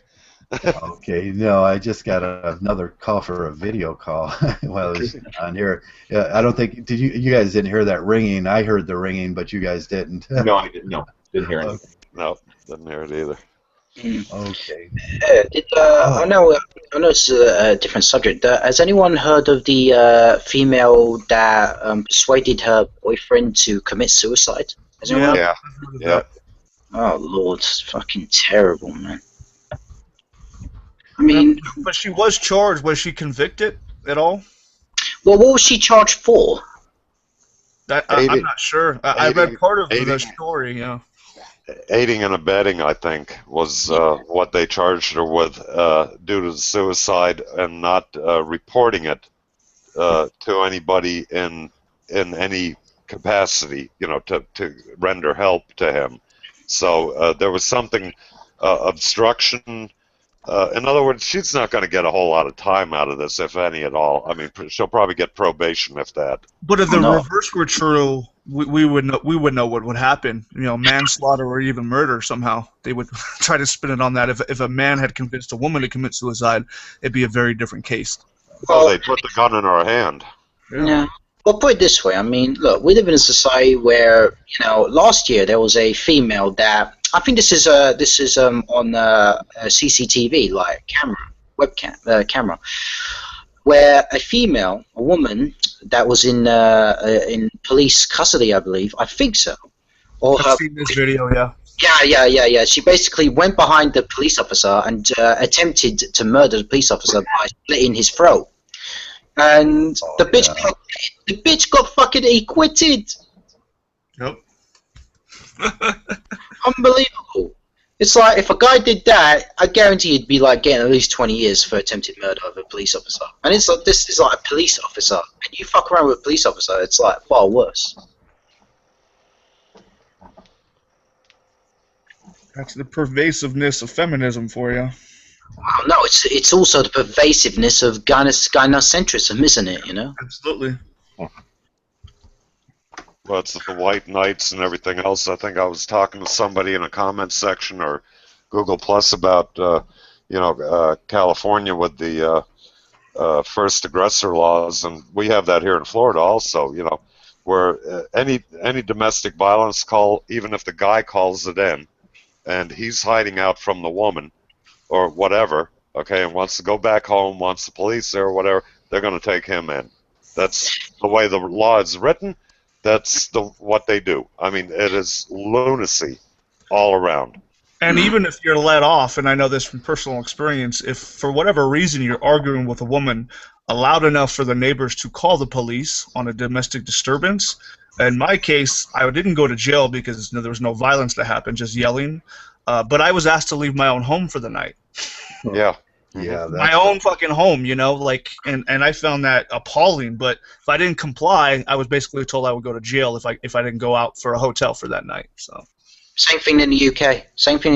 If if you was in a situation where the female is actually being the aggressor, and you're simply defending yourself, you'd be the motherfucker going into the jail cell, or leaving your own home where you pay your bills, you pay your taxes to maintain. It's unbelievable. Oh, I had to dissolve a scenario like that many, many years ago, where I was basically a fugitive. And I wasn't even married back then. We were just living common law, so to speak. But anyways, yeah, I think, yeah. Well, yeah, this is the problem of the Duluth model, isn't it? The Duluth model says the male's always the aggressor. Pretty much. Well, it wasn't being implemented back then, okay, because it was still, it was in transition. This happened in the early 90s, so this is well over 20 years ago. But that was when it started to transition, and I caught wind of the Duluth even back then. I mean, I just reacquainted with the term Duluth, but I remember I just backtracked and I saw that. And, it was already being implemented, okay? And some of those ridiculous things about, is he withholding logic from you? That bullshit in Duluth? And even my ex at the time looked at that, okay? And she said, wow, that's bullshit. Withholding logic. Holding logic. Yeah. Yeah, this opens up your house. I've had this happen to me, but this opens up your house to a person that wants to destroy you, and she can go through all your stuff, all your information there. This gives her time to really destroy you. And, oh yes, absolutely. Well, I think look, the Duluth model, I think, was women writing it, and they were projecting their own actions onto the men, because the way it's written is exactly what women do. They do it in relationships. I've rarely ever met a man that would do any of the shit that the Duluth model calls for, that they're accusing men of doing. This is such a backwards ideology on their point. But they're projecting. That's what they're great at. They're projecting their own faults and flaws onto men, and then we have to pay the price for it because we can't argue with it and saying, no, this is what she did. Well, no, you can't act like a child and say, no, I'm not, but you are, or whatever. So basically, they're not opening any doors whatsoever to help anybody. They're looking to accuse. Well, and that's how we end up being Mgtow. It's going through that whole rigmarole that you just described, Warhorse. Eventually a guy gets to a point, and I think this is what the whole basis and the foundation of our discussions are. It's about going our own way from this shit. Exactly. And what we went through. I think that's the only logical solution. Hence Mgtow. Yeah, this is the thing. Society infantilizes women to the point where they could absolutely get away with murder. I mean, look at the battered wife syndrome law implemented. It's like, yeah, you might be battered and abused, but premeditated murder is still premeditated murder, and you should be, punished, for committing a crime. Well, look at all the women getting off for I almost said decapitating. I guess that would hold true, but cutting a man's penis off. And they get off with probation or even less. And they claim, self-defense. Now, wait a minute. How much self-defense does it? What was he doing? Was he trying to poke you in the eye with his penis, and you just happen to have a fucking kitchen knife in your hand? Lighter fluid. Have you seen that photo of the woman who actually burned the guy's fucking crotch? Oh my god. Yeah. I did. Yeah. The double standard is, sorry, Warhorse, but the double standard is absolutely disgusting. Look, this is when that individual, that man, had his crotch set on fire by that ratchet bitch. The comments underneath the article on the news site would say, great balls of fire, a joke like that, great balls of fire. And or women would often say, oh, he must have cheated. I would have done the same damn thing. Yeah. Yeah, but when they cheat, can we cut their tit off? Would that be funny? Can we cut their goddamn tits off, or set their crotch on fire? What would come of that? Would anybody be joking about it, or would they be hanging this guy in the town square? That's what they'd be doing. Warhorse, I could imagine the amount of shit I would get if a woman had their vagina, their clitoris, set on fire, and I made the comment, fire in the hole. Yeah. Yo, you misogynistic shitlord, you. It's like, oh, you evil, misogynistic piece of shit. You should never. Why you are evil? Oh, you virgin mother. All sorts of shaming language. But yeah, it's acceptable to, mock a man for having his penis, amputated by some psychotic bitch, or having their penis set on fire by some, jilted woman. Well, I think we've all seen that clip of the 5 cackling hens or whatever on The View. I think the name of that show is. Yeah, joking about the guy that got his penis cut off and put in a garbage disposal. Whoa, that's not me with the music, man. That's ice cream truck. Is that the ice cream truck? Yeah, though, that's oh yeah, Sharon Osbourne, that vile, wretched cunt. Ugh. Ugh. Yeah. Yeah, that was something that would never fly if the tables were turned. Absolutely. 4 men sitting around, 5 men sitting around, laughing about some chick that got her clit set on fire or put in a garbage disposal after being cut off. You shitting me? Holy crap, man! Not to mention that men wouldn't do that kind of thing. I don't think I know one man that in his most violent moment would take a woman's vagina and cut any piece of it off, much less throw it in a garbage disposal. I'm sorry, man. This is just, we're dealing with psychopaths on one end of the game, and they're making us out to be the ones that are psychopathic. They're crazy. They're out of their mind. Well, Warhorse, look at it this way. In the Western culture, in Western society, female genital mutilation is completely banned. It's not tolerated. But yet, male genital mutilation is completely allowed. Yep. It's because the penis and the attached men are disposable. It always goes back to our disposability. So Yeah. Well, it's all for what women like better too. They keep saying that a circumcised penis looks better. It's more appealing and blah blah blah. you know, before that it was, well, it's for health reasons, and they disproved that it doesn't do anything for health or cleanliness or anything of the sort. So now it was to please women, to have a better looking dick for them, you know, and so it's okay. You know, I mean, talk about some nonsense here. Yeah, women are so, you know, a lot of these women are so vain or so, you know, superficial that, you know, they think, you know, a part of a penis that's, you know, that's cut off looks superficially better than one with foreskin. I mean, the foreskin is there for a reason, for God's sake. Yeah, I It's think biology made us the way it made us. You know, it wasn't meant to cut pieces out of us arbitrarily to, you know, I mean, look, if there's a birth defect or something like that, I can certainly see corrective surgery, you know, but we're not talking about that or even close to it. It's barbarism, no matter how you justify it. I don't care how they justify it. It's absolute barbarism, you know? Well, it's barbaric. It's, you know, draconian. It's unnecessary. That is the problem. It's unnecessary. There's no need for it unless you do have like some sort of defect. It's unnecessary. Perfectly healthy penis that has a foreskin that's there for a reason, and you're going to cut it off for what? Go on, say it. Sorry, bro.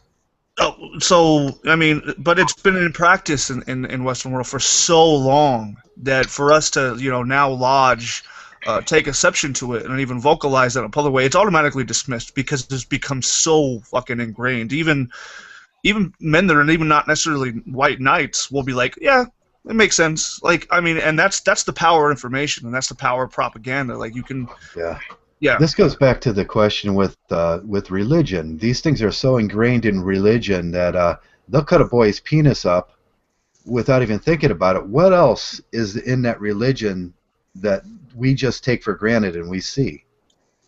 Yeah, there might be things that we haven't even noticed at this point, you know? Right. Yeah, there's a lot of things. We do know the marriage thing comes from a basic tribalism that comes from religion. And then the foreskin thing, cutting off of the foreskin. There's a lot of things in there that we can't allow anymore because it's not rational. What about war? War too, yeah.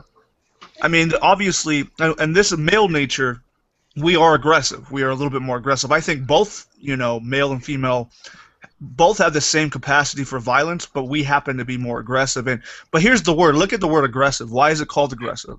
If we're both stronger and more apt to use violence, isn't that because we're more defensive, and we're more defensive because we need to protect the woman and children? You know, I mean, I don't know. There's different ways of looking at that. Well, we protect the childbearers of the tribe. Yeah. That has always been the way. You know, even in my past culture, if you want to call it that, or subculture that I belonged to at one time, we were protective of our property, and our women were our property. Okay, they were considered just like anything else that we owned. So we protected that as we would any of the other property that we had. Right, but that's not necessarily true in these days. That's the things that are coming out. You know, to a point, the go girl thing is correct. Yeah, go get your own living, go get your own life, get your job. Take care of yourself, because we don't believe in that no more. We're not those traditional males that believe in that anymore. We believe in taking care of ourselves, and everybody has to step up to the plate and bring something to the plate now. But now, if we look back in history, that's the way it's developed, because they were perceived as weaker, and to a most part they are. But with modern innovations, they can do pretty much what any man can do now. To a point the point is, up to a certain point, they can take care of themselves. Yes. Right, yes. and I agree, but that's what I was getting at is the tribal mentality that we're all kind of, I think, born with, you know, or it's ingrained in us. And some of our culture still has that tribal mentality where we'll take care of our brothers and our property, and of course the women are perceived as our property, So we will take care of our brothers, our women. In other words, my brother's woman or whatever, if she belongs to this tribe, Right. and we will protect our tribe. That not only means the women, but also the brothers. Okay. Right. Yeah. There's a And- the kinship thing, and then with the neoteny with women, we look at women, we automatically respond to that. And there's a few other things evolutionarily we do that Right. I think we're growing out of. That's what this thing is. This new. Now- we talk about it awakening. We're having an awakening. We're having an evolutionary awakening now. That things are different than we perceived them in the past. Yeah, absolutely. Correct. Tribalism is the jump-off point for racism, and I think But here's it's the thing: natural. every It's- man, no it's matter how natural. different, no matter how different two men might be, they have more in common than the women of their own tribe or their own race. Absolutely. Right. Yeah. Yeah. Well, we know that the women of one tribe, if that tribe gets defeated or whatever by another tribe, that those women will go and be with the other men of the other tribe. Right, Happily. Yes, they To will. get- yes, of course. So the big that's question, the big question right now for me is it natural or is it just a evolutionary mechanism that's temporary in the human society? I think it's survival. It's survival technique.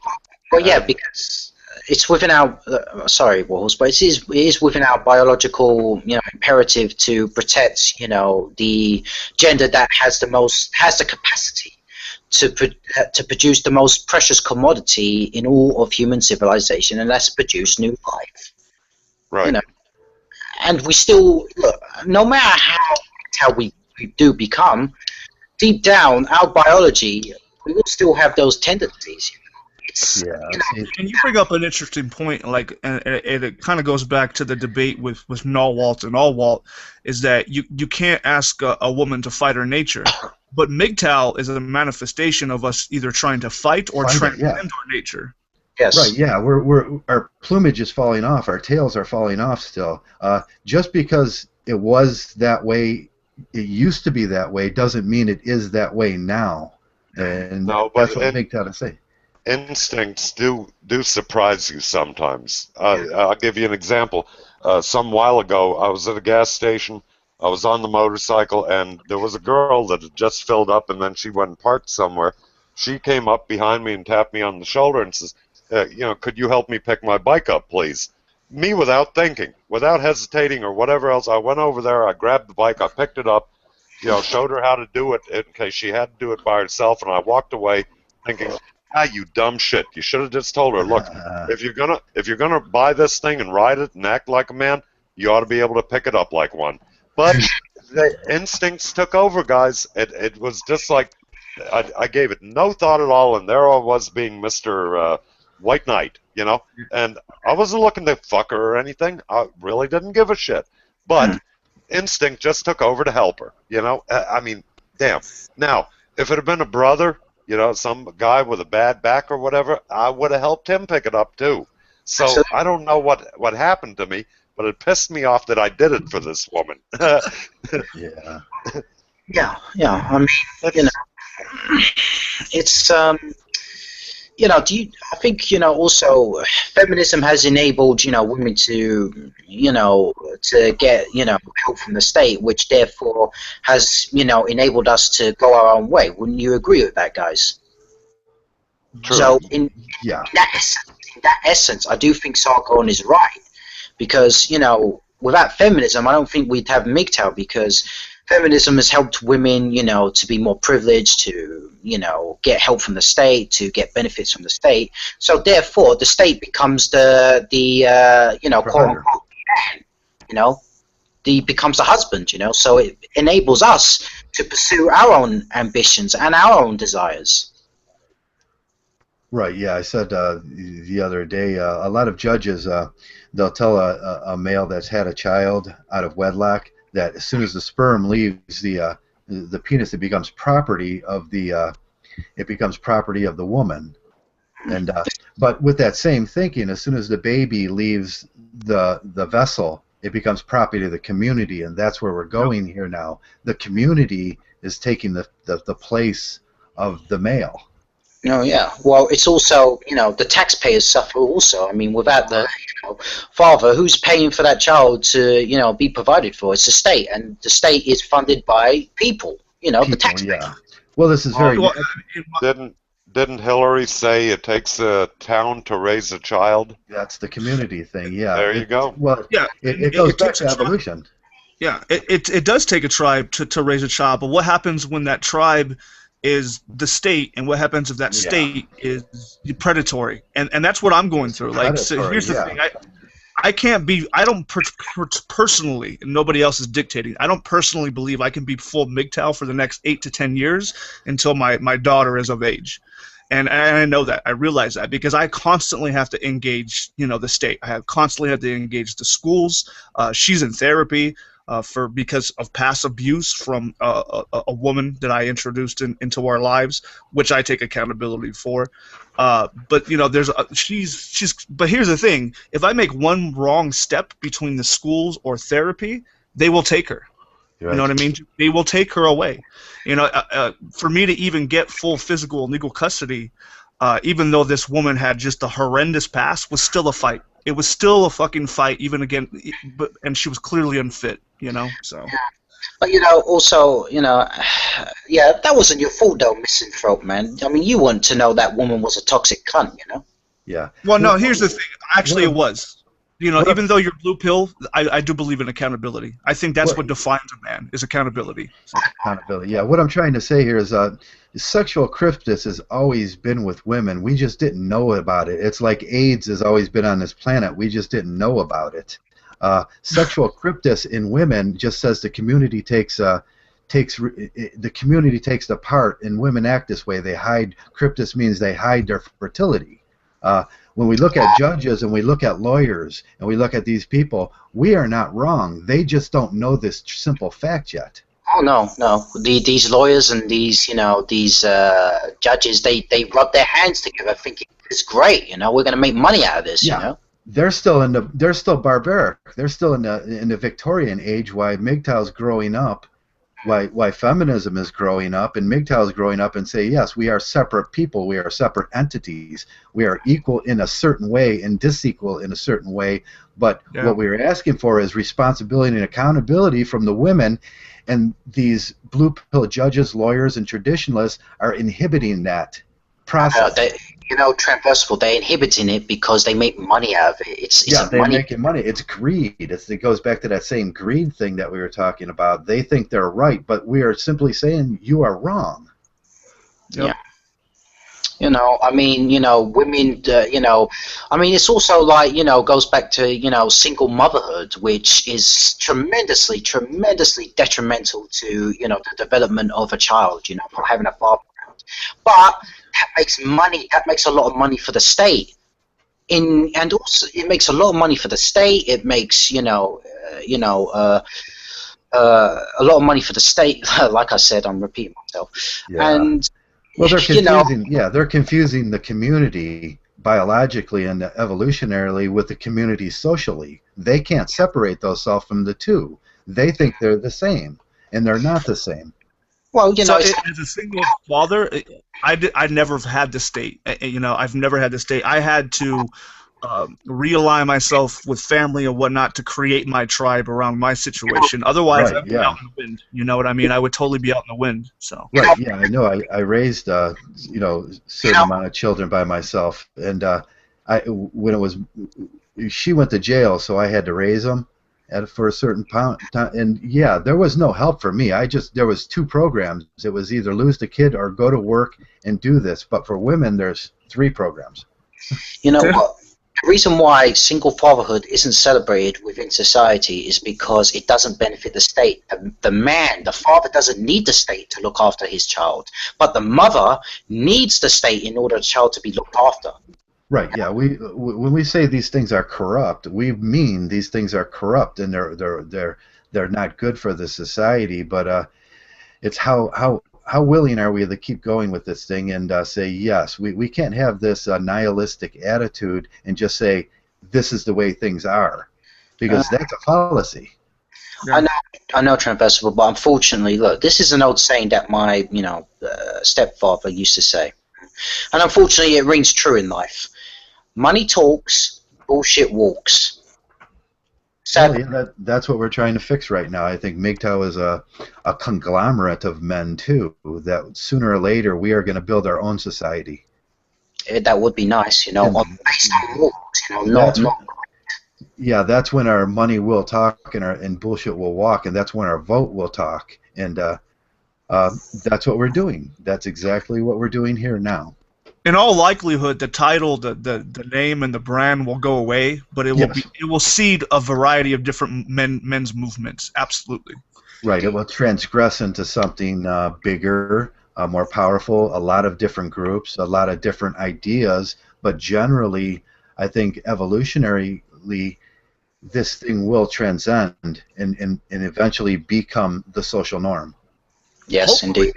indeed. Oh, I do believe it will. I mean, you know, you only have to promote Mgtow more so, and eventually men are going to, you know, review Mgtow and think this makes a hell of a lot of sense. Why on earth am I going to get married and have the state, hold a shotgun at my back, and anytime I get divorced, I'm going to have to pay through the arsehole and potentially end up homeless. Yep. I think the overall picture is going to grow, but we're going to continue to see factions and splinter groups, which is normal. And actually, it's a good thing because depending on what you're into, I mean, look, I'm into riding a motorcycle, and I know a lot of people that ride. So if I got it with a bunch of guys that were, let's say, bikers and Mgtow, that would be my kind of splinter group, you know what I'm saying? Yeah. And I would feel very secure around these people and much more at home with them than, let's say, guys that are cubicle dwellers and they're Mgtow. So we're always going to have that minor disconnect, but the major tenets and the philosophy of it are what's going to grow as a whole, irregardless of anybody's religious leanings or their social standing or anything like that, as we see it now. We've got, doctors in here, we've got, mechanics, we've got, we got the gambit of everything, but we're all under this philosophy, the one philosophy of the Mgtow thought pattern. So that part will grow, and rightfully so. It has to. It's a natural development for what we're seeing in society nowadays. Well, it is. It's a natural progression because, in the 60s, traditionalism was a necessity, and then feminism came along to make women independent of men. And then, in this modern era, we're going to be independent of women, going our own way and looking after ourselves. It's a natural progression. And there's a look, the 60s were a lot more, the women in the 60s were a lot more submissive to the masculine outlook on things, and you got to remember we had the traditionalism was failing in the 60s, especially the late 60s into the 70s, where we had the free love movement, the hippies, what have you. So feminism really didn't enjoy that either. Okay, they didn't like that free love thing. But that's the strange irony, because wasn't it feminism that promoted free love?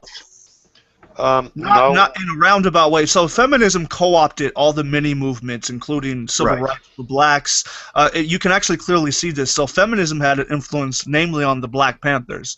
And there's been a lot of disinformation on that particular group in so many different ways. But one thing, they actually had a female division where females actually had that, and I think that was one of the falling points for that particular movement. And I think we see the same thing with how they co-opted the free love movement as well. So they really actively tried to co-opt every single thing that was going on in that era. So they utilized that free love movement to do their bra burning thing. Yeah, I think that was that I remember. Yeah, I remember that vividly. Yeah, and most of us didn't take that serious at all and said, "Yeah, baby, go ahead and burn that bra." We loved it. Yeah. It backfired on them so badly that they did in effect see where it bit them in the ass to be careful of what they co-opt, because that didn't help them too much. And then women, as they got older, realized that it actually hurt them, because they, back problems and saggy tits, and now you got grandma with nipples down to her ankle. Yeah, brilliant, Yeah. Yeah. So they should have learned, but they didn't. I mean, it's women, so you know what we're talking about here, guys. Well, obviously, they took it to the next level. That's why we see these feminist, demonstrations with their titties all painted up and hanging out, and yet they're saying, "Don't thought rape me, don't look at me," But here's my titties. Like, what? Are you fucking kidding me?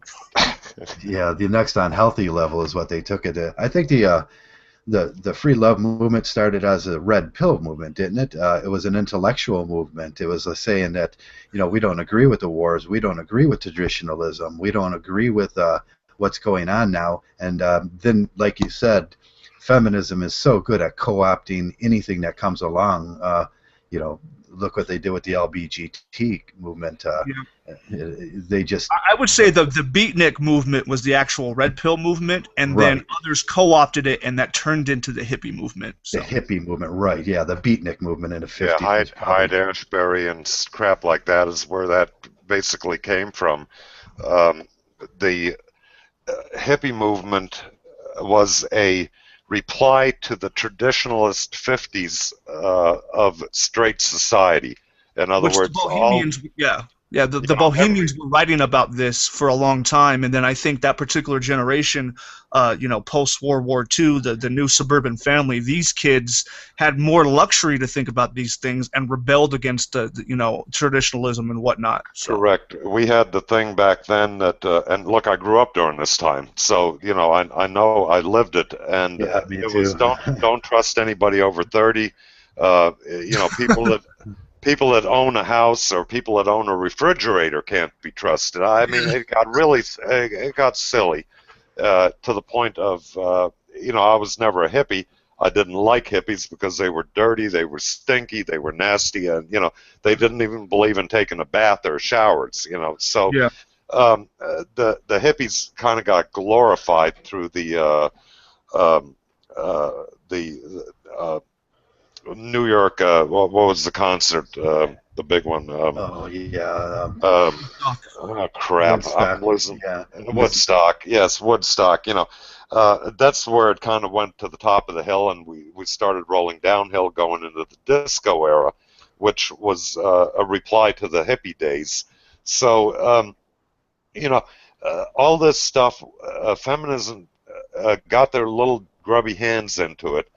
They used what they thought would help them and would make them popular with people, not necessarily what was right or wrong or what would benefit society as a whole. That's why I laugh now, even nowadays, about them saying feminists should be for everybody. We're about equality. They never were. Not in my recollection.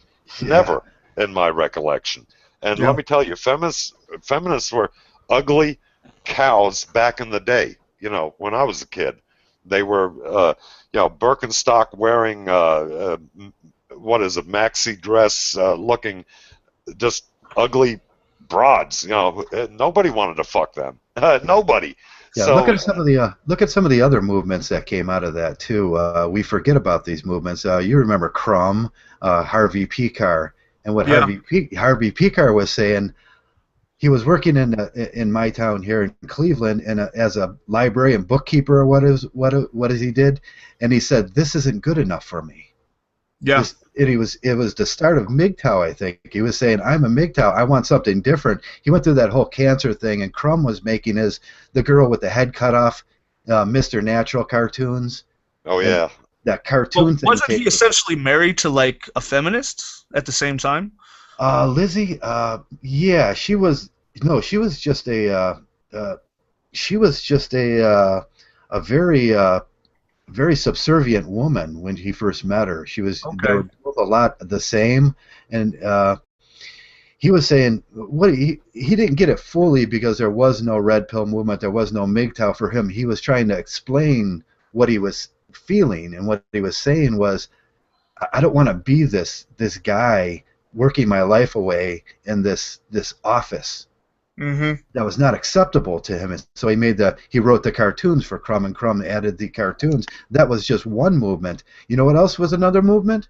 The internet.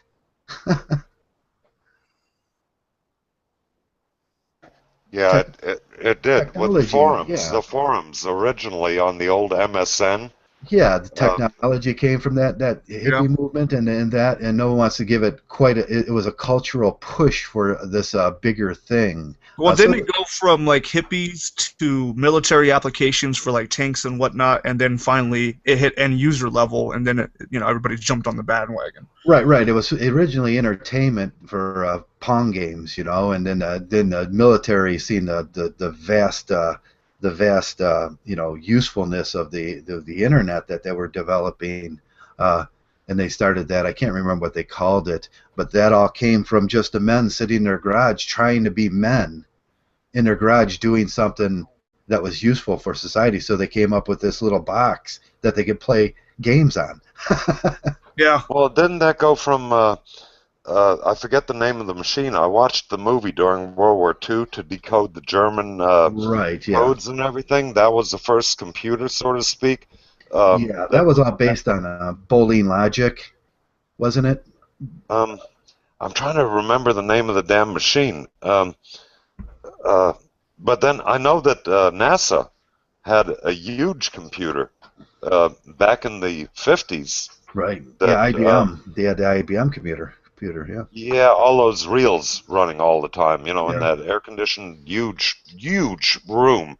I mean, I think we got more memory and speed in our cell phones now than that entire room or that entire huge computer had back then. Yeah. What's interesting is that even though the last couple generations grew up on the internet, however, they're not as scientifically literate as those that were born in the 40s and 50s. I find that extremely interesting, and I think that's part of the reason why many men have been duped, because nobody ever taught them to be rational or appreciate science or even know what the scientific method is, Well, that's because back in those days, you had to understand how every little thing worked. You had to know all about it, not just, going into a system and understanding like, oh yeah, I see this system, that's how that's supposed to work, and Yeah. whatever else. These Well, guys yeah. knew how everything worked. It's look like auto mechanics nowadays. If you ask them, give me the 4 strokes of a 4-stroke engine, they'll bubble and babble and can't remember.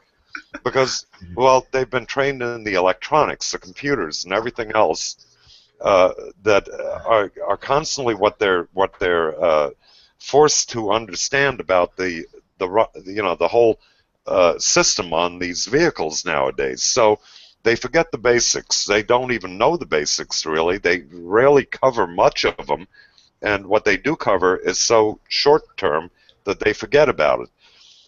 Whereas back when this all came about, when we had carburetors and points and so forth, Yeah. those people understood the mechanics, the basic mechanics, even Literally the soup machining. to nut. Right. Even the basic machining of things, how they fit, how their tolerances were, not the peripherals, which is what they deal with now, and the same holds true for computers.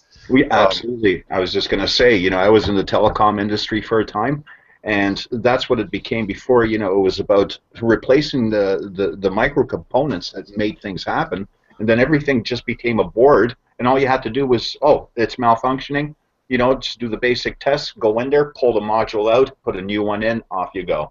There's no troubleshooting skills. That's being done away with and eroding in the tech sector. Right. And We forget this all started with the PLCs. We had PLCs long before we had computers, and then were just simple input-output devices, which had a light, and they were used for machines and technology for making bicycles and skateboards and hula hoops. Yeah.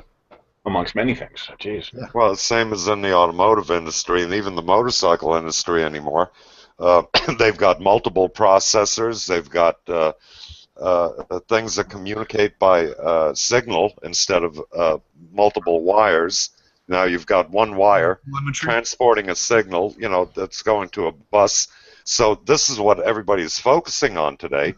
And the same thing, they're replacing parts. They go by a manual that the factory gives them, which is a diagnostic tree that they follow to the point, and then replace whatever given offended item there is.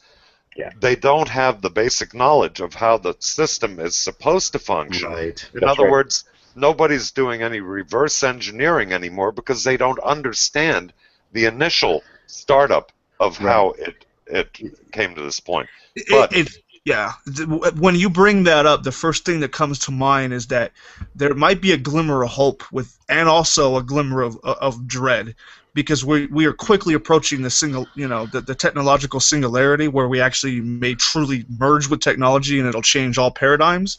But how we approach that is crucial, and I think if we crush it with a collectivism, gynocentric feminist kind of thing, we're in a lot of trouble. But if we bring it back to a neutrality, we may become post-human and Star Trek in fucking 100 or 200 years. It really depends on how we approach it. Right, I think technology is moving at too quick of a rate for the human mind to keep up with it. I would, but here's the thing: what if it comes to the point where you and I can literally plug into the internet and just be we can literally know it all or access everything instantly? I think the human mind at this point would go mad to that if that would become an option. I think it would be overload to the 50th power here. Taking an arbitrary number, but Johnny Nomadic. I don't think we were ever built for that, and I think it's getting out of our control.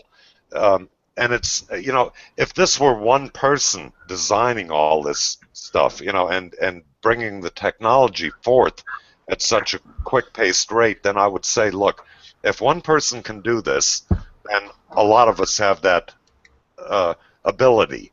But it isn't one person.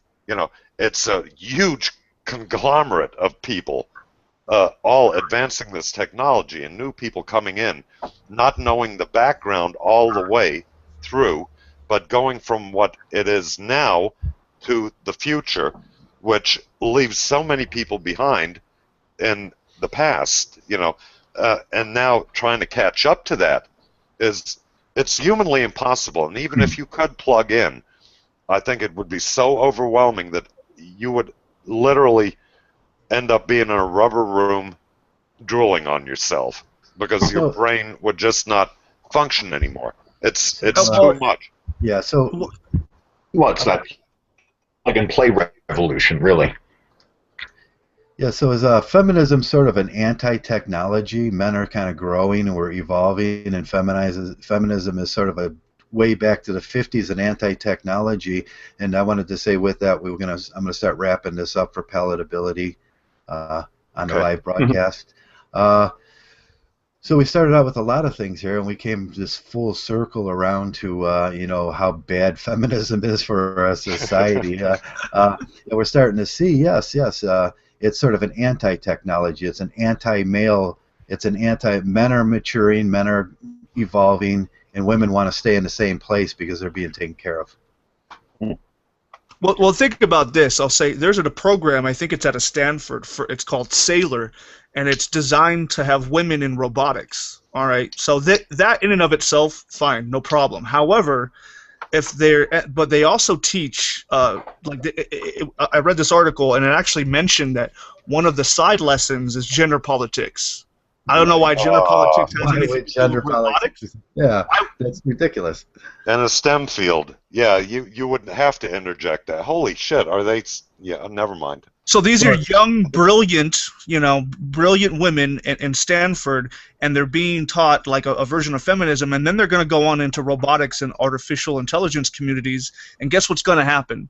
We're going to get to we're going to want to genderize our AI, and if we do that, it will become our undoing as a fucking species. So, yeah. Well, aren't they already doing that with the GPSs? Where I hear guys, shut up, bitch. Telling you how to drive, and they've made fun of it. I think somebody squelched that commercial or whatever it was, where she kept telling, you're driving too fast. GPS, it was a female voice. Yeah. And the guy finally throws her out the window. But we had this conversation last week with the did you? Okay. The disembodied ass. Can you rape a disembodied ass? Oh, yeah. I had a Jamaican Rastafarian for my GPS. That was hilarious. That's awesome. Yeah, man, you might make the turn there now. Ay. All right, guys. I think we've kind of come to an end here. Huh? Yeah. All right. Okay, I'm going to stop the broadcast here. I would like to thank Misanthrope for being in, Warhorse for being in today, Zeta for being in, and all the guys, Turk, that were in today. And we had a really good talk today, and I hope you enjoy your Sunday, man. Thanks a lot for stopping in. All right.